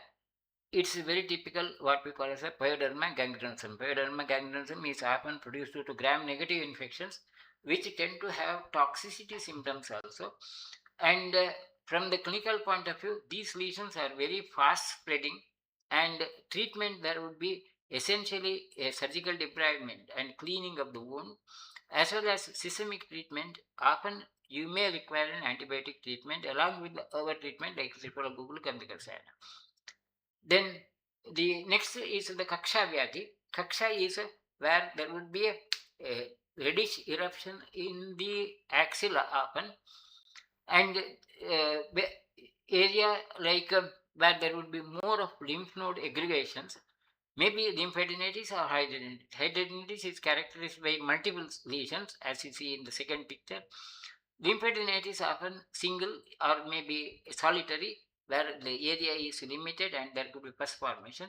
In this condition, the condition is chronic, and uh, simple medical treatment may not be enough.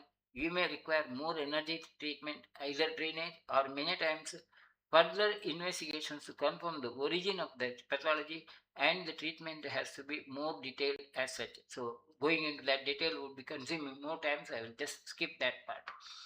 When a similar lesion is seen as a single lesion, lymphadenitis, single lesion, and relatively superficial, that's called as Gandhanam. Ekam eva vidam drishtva pitikam spotasanibam tugadam pitakopena Gandhanamam prajakshale. A similar lesion which is related to the superficial portions and relatively smaller, that's Gandhanama. So lymphadenitis, pyogenic lymphadenitis may be considered as a Gandhanama, or it could be Kaksha based upon the presentation.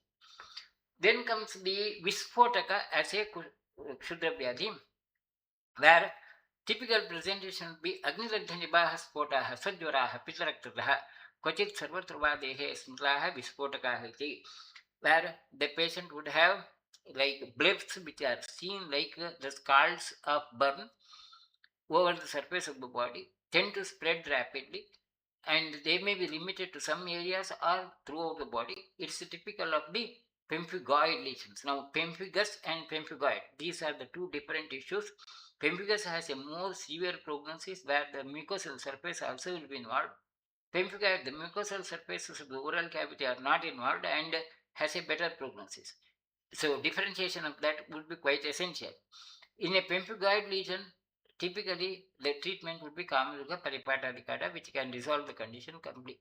But whereas pemphigus vulgaris, which is Agnirohini, where the spotas are common, but they are deeper, and Antardahajarkaraha, toxic signs are more, and according to Sushruta, the prognosis is poor and can be fatal. There, a fatal complication can occur Saptaha, Dashahadva, Pakshadva, Dhantimano. Either in a week, 10 days, or 15 days, the poor prognosis, fatal complications can occur. Pemphigus vulgaris has exactly similar presentation, where the course is very rapid, severe toxic symptoms do occur, and the only lifestyle treatment would be glucocorticoids. Without glucocorticoids, fatal complications can occur. So it's absolutely essential that the patient has to be treated with the glucocorticoids. High dose pulse therapy of the glucocorticoids would be necessary in case of pemphigus. Differentiation between pemphigoid and pemphigus is a very crucial issue from the clinical point of view. That's in brief as such. Then, of course, the line of treatment in these cases suggested with Sushruta is the Pitta Visarpa Chikitsa and Ropana Ghrita are mentioned as the line of treatment. Then comes the paronychia, that's the Kunakha or Akshata. The Nakhamsam Madhishta Pittam Matashta Vedanam Karoti Lahapakocha Tam Vyadhim Chippam. Chippa is a infective pathology occurring in the ungual surface, that's below the nails as nail bed.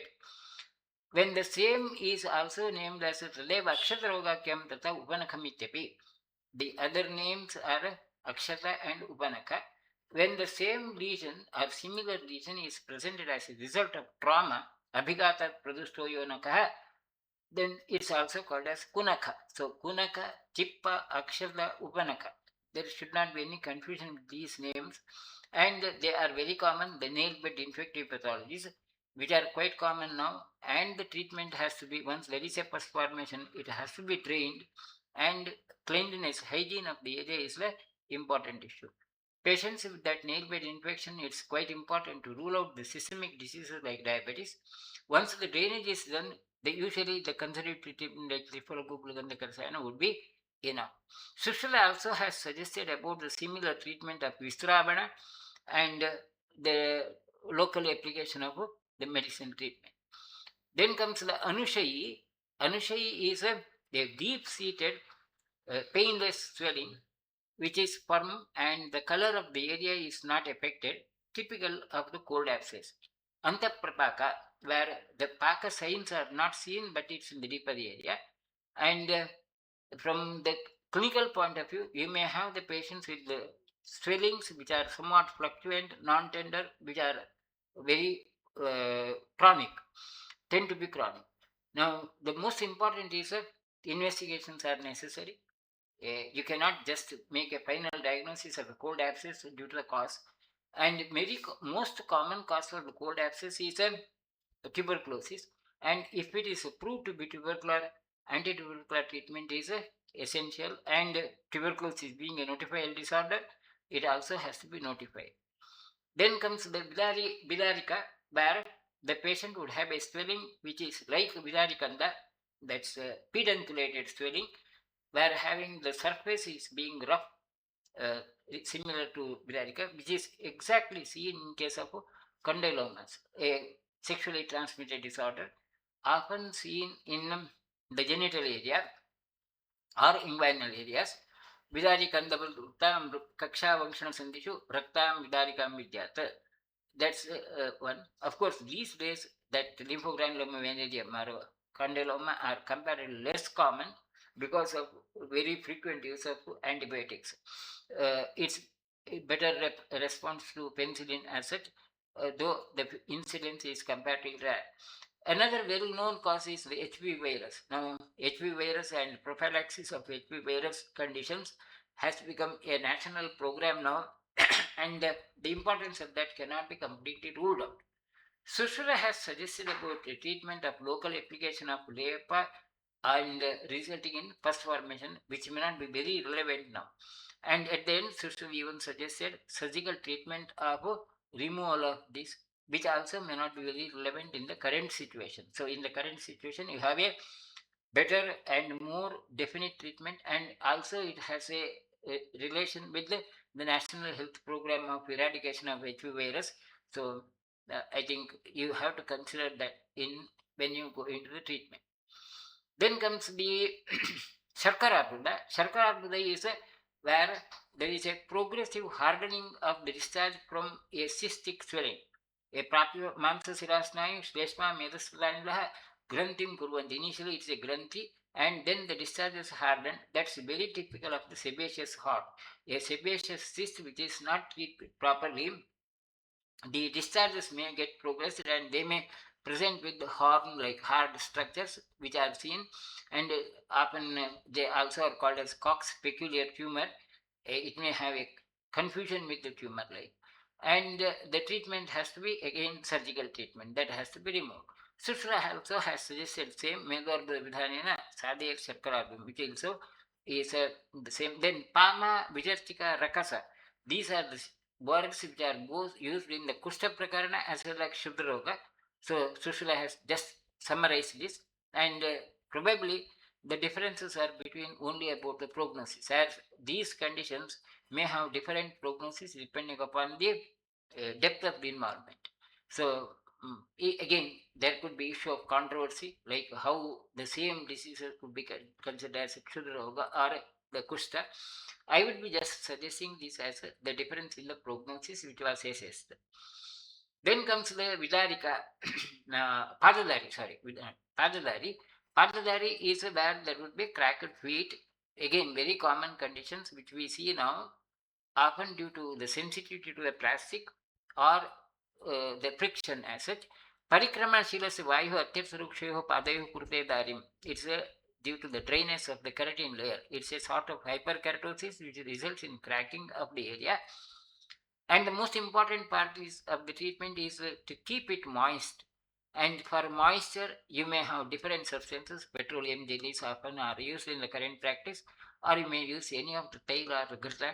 Sushruta has suggested about madhurchista after Chiravida as the protocol of the treatment. Then comes the Kadara. That's where there will be a hard localized projection, which we call as corner wart. And the reason, primary reason for this would be a friction or a penetrating injury. Sharkara unmantile pade kshate va kantakadibi. That's absolute true that any penetrating injury can result in a hardness. Of course, the other cause now well known is viral infections, where there could be multiple.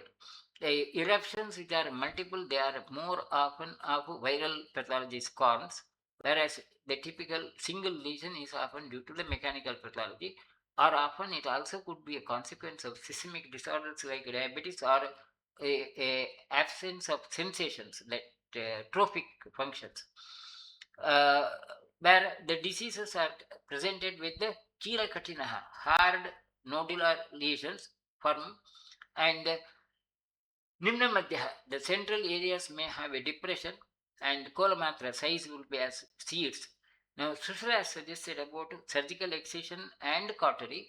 Of course, even now, many people prefer that, but I would prefer them not go for surgical excision, because often surgical excision results in a wider lesion later, and the condition also would be painful. So, I would always prefer Trifala Kwarta Avagaha, Kaishara Gukulu, Arogyavardhini as a protocol of the treatment. Then comes the the Alasa, where there will be web space infections. Patients have infections in the space between the two toes, again very common in patients who are laborers, like, or who do the manual work in relatively unhygienic conditions. The typical presentation would be there would be itching, discharges, and even foul smelling contents in between the toes, fingers, Dushtakalansam alasam, due to the contamination. Sushruta has suggested about the local treatment with liquids like Aranala and Lepana. What I would prefer is local use of Tripolacata, Tripologandhakarasana. Quite important in all such conditions is rule out diabetes mellitus. It also could be one of the typical stigma of the diabetes. Patients of web space infections have to be ruled out for the diabetes. Then comes the Indralupta, where the patient would have patchy hair losses. Romakupanugam piktum vatena sahamurtyam pratyayavati romainai. There would be loss of hairs, and it results in a situation where the Romakupa, the hair follicles will be completely blocked or destroyed. Then it comes to the Indralupta Khalityam Rujya. So the name would be of different varieties of the names. uh, from the clinical point of view, in a patient presented with the hair loss, you have to identify the causes. The simple causes could be alopecia areata, where there could be a fungal infections, and hence in that condition there would be patchy lesions. Then comes the traction alopecia or friction alopecia.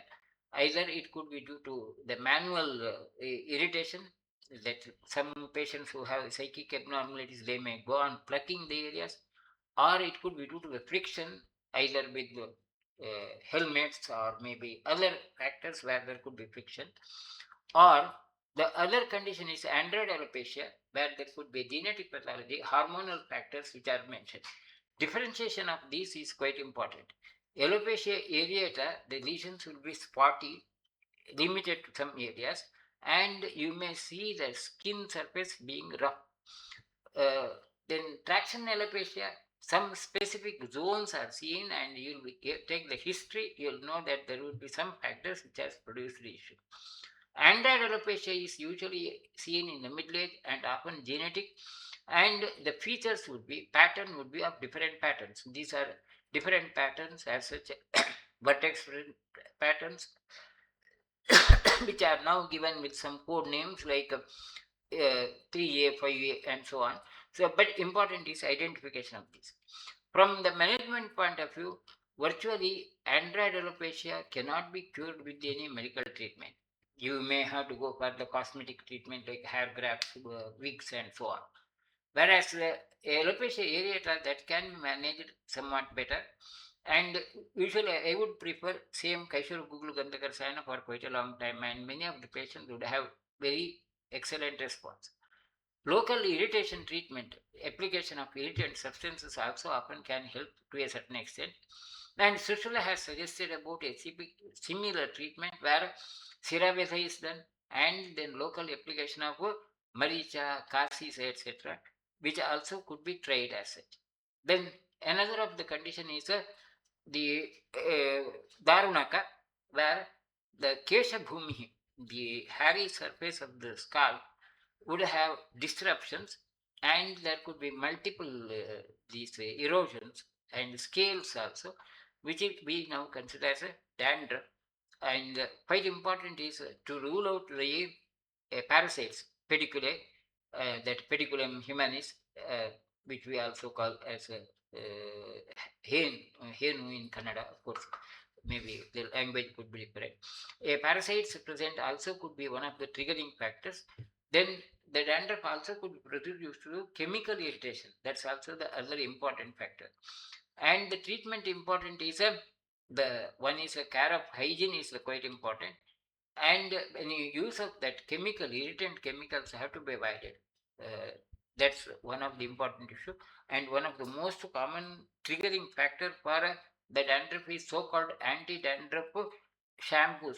They themselves could be the triggering factors. Again, my statement may be seemed controversial, but it's fact as such. And my preferred treatment is Laghu Shekar Arogavardhini Manjistha. Whereas Sushruta also has suggested a similar line of treatment where local application of Snigdha Dravya, either Avapidanasya, Shirobasti, Abhyanga also are suggested as such. Then comes the Arumshika, where Arumshi Bahukrani, Bahuklejini Murdhani, Kapasra Krimikopena, multiple local eruptions, something like the folliculitis. The Arumshika also are mentioned in the Kushta Vyadhi word, similar region, whereas in the Kushta Vyadhi also it is same, it is Kshudra Roga also it is mentioned same. So I think we have already referred to that issue. And the treatment which I would prefer is Kaishorukul Gandhakarsana. Very chronic patients, Virechana could be tried. Sushruta has suggested about Raktamokshana as the local treatment and then local application of different drugs as such. Then comes the Palitya, where the graying of the hairs also is one of the issues. According to Sushruta, premature graying of the hairs could be due to psychological factors like Krodha, Shoka, Shramakrilaha, and it becomes gray. Of course, I don't suggest any medical treatment for that. Different causes of graying also is somewhat highly controversial issue. The better treatment is a masking treatment, like application of coloring substances. Then comes the Masurika. Masurika, the patients will present with the systemic Daha, Jwara, Rujaha, the systemic toxicity signs, and the eruptions, vesicular eruptions tend to occur. They may be throughout the skin body surface as well as mucosal surface. Vadane Gatreshita. That's the typical of eruptive disorders like chicken pox, varicella. And Sushruta has suggested treatment of Kustagna Lepanadikriya with the Sleshma Visarpa treatment, which I would prefer this as Romantika Jwara, and the treatment would be Mrityunjaya Kamaduga Paripatadikada, which is usually the conservative treatment where if you avoid the complications, if the patient takes rest, it's a relatively easy to be treated. Then comes the Mukhadushka, one of the very common issue now, one of the major issues of concern of the younger generation, where the patient would have multiple achen. The description is Shalmali Kantaka Prakyaha Kapha Marutu Shonitehi, Jayante Prakaha Yuna Muktre, Mukhadushikaha. And the most common cause is diet and lifestyle. The dietary factors is quite important, and the application of many of those cosmetic substances also could be tried. and they may present with the different presentations like blackhead, whitehead, or papules, or even it may become infected and produce a pustule, and it may become chronic nodular. Prognosis would be poorer as you go into the stages. Nodular lesions will be having extremely poor prognosis where a complete removal is not possible. Whereas early stages blackhead and whitehead, they can respond better, and usually the treatment which I would suggest is wash with Trifolaquata, Kaishara Ugulu Sarivadhyasava is given. Then comes the Padmini Kantaka, where the patient would have localized rough areas of the skin, lichenification of the skin, or skin becoming thicker, hyperkeratosis. Kantakaihi ajitam vrittam, kandumat pandamandalam, padmini kantaka prakaihi. Now, that kind of a localized hyperkeratotic lesions could be a sign of systemic disorders, which are often seen in diabetes, hepatic failure, congestive cardiac failure, or renal failure conditions.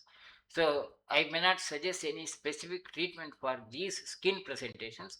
The treatment would be according to the underlying pathology, and the local treatment just could be reducing the symptoms like application of some moisturizing substance like some thylas would be enough.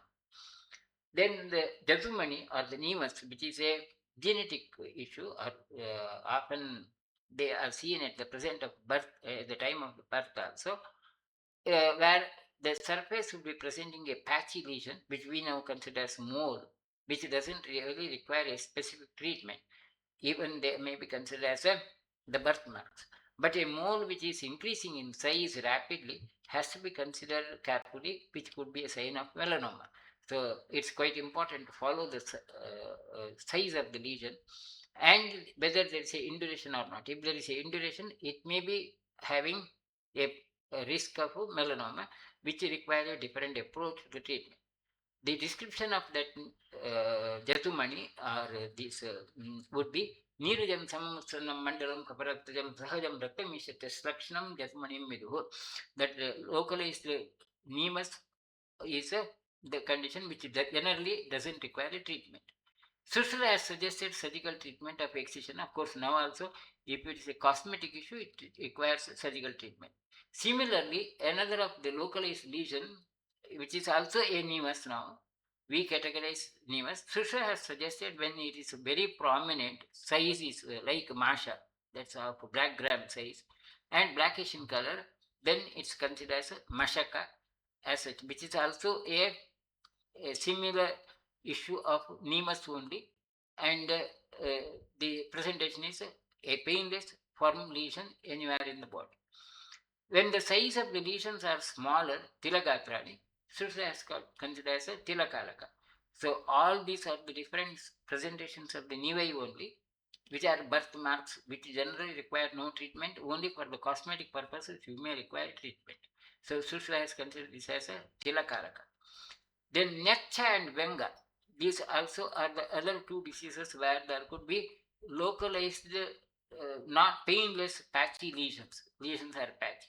When there is a mandalam mahadalpamva, either big or small, shamamva elevasitam, either it could be bluish or maybe the whitish color, that's called as Necha, which we consider as a capillary hemangiomas, where again they do not produce any clinical symptoms except for the cosmetic visibility, and if there is a need from the cosmetic point of view, surgical treatment is necessary. Then Charmakila, that's a keloid, which is a hypertrophic scar where the wound is not treated properly, and hence, due to that delay in the healing of the wound or irritation during the healing of the wound, there could be hypertrophy of the scar, that's called as Charmakila, that's keloid, which doesn't require any specific treatment. Then comes the Nilika. Sushruta has considered this as a lesion produced due to systemic causes like Krodha as a Prakvita, Vaipithyana Samhita, and presenting with the Nirujam, Tanukam, Shavam, Mukhe, Vengam, Tamasi. Venga and Nilika are the two conditions. Venga is when there is a bluish, light bluish color patch. When the same is more darker, Krishnam Evam Guram Gatre, Mukhe Va Nilika Midyatre. Now, we see these conditions as post-inflammatory hyperinflammation. Patients who have some chronic diseases they may develop these lesions somewhere in the body, very often conspicuous in the face. And virtually, there is no specific treatment. If the patient has some systemic disorder or other infective pathology, that has to be treated, and most of the times it's a self-limiting, that pigmentation will go off by itself. So temporarily during that phase when the patient has a more concerned hyperpigmentation, local application of some anti-inflammatory drugs would be enough. But Sushruta has suggested about Siramokshana and the local application of lepas as the energetic treatment. Then comes the Vrishanakachu. That Vrishanakachu is a form of the scabies or the tinea, but when it's located in the scrotal area, Sushruta has considered this as Kachu, Vrishanakachu as such. And the causes are स्नान उत्सादनहीनस्य मलो वृषणसंसितः यदा प्रक्लिद्यते स्वेदात् कण्डुं सञ्जने ततः कण्डुवेनात् क्षिप्रं स्फोटाः श्रावश्चेते, which is also now considered as dhoobies itch, the another term given, which is a sort of either fungal or bacterial infective pathology in the genital folds or around the scrotum, which is primarily related to the hygiene, and maintenance of the hygiene is the most important issue in that condition. And when it occurs in the children, Sushruta has considered this as a pediatric condition, and Sushruta's approach to the treatment would be to treat the feeding mother. It's considered as one of the Stanya Drushti effects. Again, bit controversial issue. We will not go into that controversy as such. Now, the other, in addition to these Kshudra Roga, Sushruta has mentioned about the diseases where the skin manifestations are presented in many other disease conditions like Vatarakta, Shitapitta, Visha, Jvara, Vrana, Kamala, etc. Considering the limitation of the time, already you have crossed the limits of the time, I will not go into that detail. Now, in general, in all the skin diseases, Sushruta has mentioned some simple formula. The one is Raktamokshana no Bhavanti Kadachana, a Raktamokshana, regular bloodletting, having a preventing role in prevention of the diseases, and among them, the most important is Tvagdosha. The disease of the skin can be prevented by regular Raktamokshana. Or another is in all that suspected patients with skin disorder, they have to avoid Mamsa, Vasa, Dugdha, Dadi, Taila, Kulartha, Masha, Nishpava, Ikshu, Pista, Vikara, Amla, Viruddha, Adhyasana, Ajirna, Vidahi, Abhishandini. The dietary factors are the most important factors in management of any of the skin disorders. Divaswapnam, sleeping during daytime or altered sleep pattern, Vavayanja, excess of sexual activities, these have to be regulated. Now, the last point is when you have a lot of diseases presenting with the different names and presentations, it's simplified would be when you are not able to make out the diagnosis also, the simple formula of identification of doshas, like which it's a repetition of what Sutra has mentioned, Vataja, Pittaja, Kapaja. If at all we are able to identify the doshas, gross drug prefer, which I prefer, would be in case of Vata involvement, Kaishara Gugla, Shugandha, Brakavasma, Tapyadi, etc. Pittaja, Tripura Guglu, Gandakarasana, Kamadga, etc. Kapaja, Lagu, Shikara, Gandakarasana, Kadira, Virechana.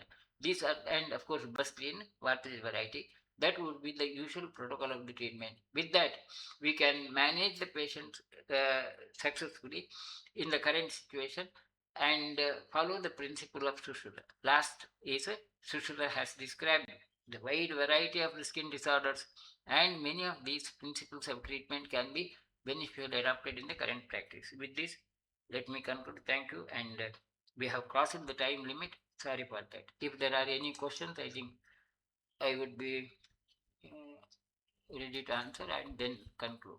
Okay. Thank you so much for the informative and wonderful session, sir. Dear delegates, you can either unmute yourself and ask your queries, or else you can type that in the chat box. There are some doubts in the chat box, sir. Hmm. Shall I Please read give that for? your clinical insights on selection of Rasaushadi for skin pathology basis on doshas. I think I have already clarified that issue. The last slide is about the same, so I think there is no need of repetition. That first question is about that clinical insights of Rasaushadis. uh, symptoms where steroids should be continued in patients, and if we need to reduce the dosage of steroids, which set of allergic prescription can manage. See, now as far as the use of steroids, I think already I have mentioned a few of the conditions where the steroids are must, like pemphigus, so on. And there are certain, definitely some limitations to the Ayurvedic treatment. Certain of the conditions cannot be managed only with the exclusive Ayurvedic treatment. In such conditions, whatever, whether steroids or other modern medicine have to be used, they have to be used as such. To go into that list of those diseases and the clinical conditions, again, it's a very elaborate issue. Time may not permit that. Then comes the question of whether the steroid can be stopped or not, or an alternative to the steroids. I don't consider any Ayurvedic treatment as an alternative to the steroids. Steroids, if they are essential, they have to be considered. If you can manage that steroid without treatment, that steroid treatment, withdrawal has to be tapered step by step. That protocol of withdrawal of the steroids is important. Sudden withdrawal of any hormonal drugs can harm the conditions, and hence that protocol has to be followed. So, and maybe in such conditions, whatever the Ayurvedic treatment would be according to the clinical presentation of the disease, and not that there is any specific treatment which can replace steroids with Ayurvedic treatment. Then alopecia areata, there is another question. Treatment of case of, I think already I have mentioned, my preference would be Trifuraguglu Gandhakarasayana. Maybe local application of Bhallataka Taila in a few of the patients, but it would be enough. And then there is another question, Gandhaka Rasayana in what dosage? Usually I would prefer 500 milligram of Gandhaka Rasayana, one bead, morning and night. That's the usual for adults. That's what I prefer as the dosage in Gandhaka Rasayana. Then can you explain various local external application utilized in skin conditions? No, I think uh, in general, in my clinical practice, I am telling about my clinical practice, I would be using lesser of the malaharas. Now, ointments like malaharas which you use, many of these malaharas would have a beeswax as the base, and these beeswax bases often would be having a long-term stasis over the skin, and they may increase the chance of secondary infection. So I try to avoid these malaharas. Traila, of course, we may use Chakramardu Taila, sorry, or Jatyadi Taila, depending upon the presentation quite frequently. Most preferable would be Kashaya, Parichekas, and most frequent prescription local, from my point of view, I would be using Tripulakwata for the Parisheka. Then there is a Gandhakarashayana, close specific Patya. Sir, can we advise Rasaushadis with the Arista? Yes, of course, definitely yes. Any Rasaushadis can be given along with any other Aristas. So there is no need to be so much worried about the Rasaushadis. Hmm? Then all the Gandhakarasayana, Kaishara, Gugluk, Arista.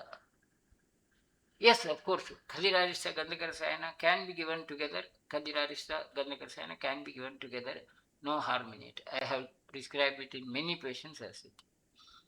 How to differentiate a skin lesion, whether it's a benign or malignant? Of course, that again would be depending upon the case specific presentation. The general rule would be in case of malignant pathologies, there would be rapid expansion, induration, then fragility on touch as such. These are the common signs of often considered as malignancy, but real issues would be much more beyond that. You will have to go for more detailed assessment, and many times according to the specific condition you may have to go for the investigations like the biopsy. So to summarize in a few minutes about that differentiation between a benign and malignant, otherwise would be difficult. Mrityunjaya rasa is a 250 milligram either thrice in a day or twice in a day. Mrityunjaya rasa is the 250 milligram often is given. Rasa medicine given before or after food. I would be always preferring all the medicines to be given after food than really before food, because majority of the present days generation may not have the same tolerance as that of our older generation. So Aushadha Kala, though all that different Aushadha Kalas are mentioned in Samhitas, from the practical point of view, in the present day's generation, because of that food habits and lifestyle, it may not be possible or it may not be practicable to follow all this. So I would always prefer the drugs to be given after food. Then when to prescribe Sarivadhyasava, Paripatadikada, Manjustadikvata and Khadirarishta. Sarivadhyasava is usually when there is a Raktadosha Lakshana or Pitta Dosha involvement. Paripatadikada is preferably where there is a Kaphaja involvement. Manjustadikvata, of course, Pittaja and where there is a discoloration. Khadira is a grahi, and when there is a content, discharge or maybe either purulent or watery, then Khadira is prepared. Khadira, where there is a tikta rasa, and sangrahi. In all those, there is a discharge, it has to be given. Of course, according to Sushruta, Khadira is a agra in all kusta, and Sushruta has given a statement like there is no kusta which cannot be managed with Khadira. Now, that part we have not gone into the way. Then Sadhya Virechana, of course, I don't use that word Sadhya Virechana at all. Uh, Virechana is Virechana where you will have to follow all the protocols. Snehana and then Sansarjana Krama have to be followed. Then what we apply externally, Upanakha like conditions with the swelling internally instead of Punarnamadi. So Punarnamadi, of course, is a choice which can be used, but I have already given my clinical experience. So when I say that I prescribe any specific medicine, that's not final. But whatever I use and what I have found to be beneficial in the clinical practice, I have suggested. So I will not go into that controversy like whether Punarnamadi can be given or should not be given as such. Then local treatment, of course, in case of Upanaka, may be useful, but again, the local application of lepas, again, there was a question like Dashanga lepa used as it. Uh, in case of herpes zoster, definitely not. I would not prefer any lepa in case of the herpes zoster because as I told already, any of the lepers, if it dries up and then produces a layer over there, and it's quite difficult to maintain the hygiene without disrupting those vesicles. Herpes vesicles, if they are ruptured, chances of secondary infection are more. And when there is a secondary infection, post-herpetic neuralgia and other complications also will be more. That makes the issue more complicated. And hence, as a general rule, I would not prescribe any local application in case of the herpes. I would always prefer some kashayas, maybe Tripura Kvarta or maybe Asanadi Kashaya also, or at times Panchavalka Kashaya can also be used for local hygiene conditions. Then how can psoriasis vulgaris correlated with the uh, types of kushta? Of course, the psoriasis also is a Vataja Vyadi. I would consider this as a Vataja kushta. In cystic acne, different types of acne is sunscreen important. Uh, Sunscreen again is a highly controversial issue. In case of acne, definitely sunscreen has no indication. Sunscreen is where there is a photosensitivity issue, it's suggested. But I would not prefer a sunscreen in any patients as such. And Samhitas have not mentioned about any sunscreen as such. That's what I feel, maybe. I think that's all. We have tackled all the questions somewhat satisfactorily. Right? Okay. I hope that is clear for everyone. Dear delegates, any other doubts?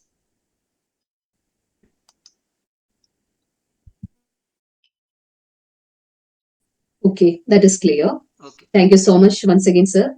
Okay. Thank And you. yeah, afterwards, if you have any more doubts after going through the session, the recordings as well as the PPT, you can type that in our WhatsApp group. We will be sending that to sir. So, dear delegates, thank you for your patient listening. Once again, thank you so much, sir, for the wonderful session. It was really informative. Okay. Thank you. Thank you. So, we are winding up the session over here. We are winding up the session over here. Okay. Good night, sir. Good night, all. Recording stopped.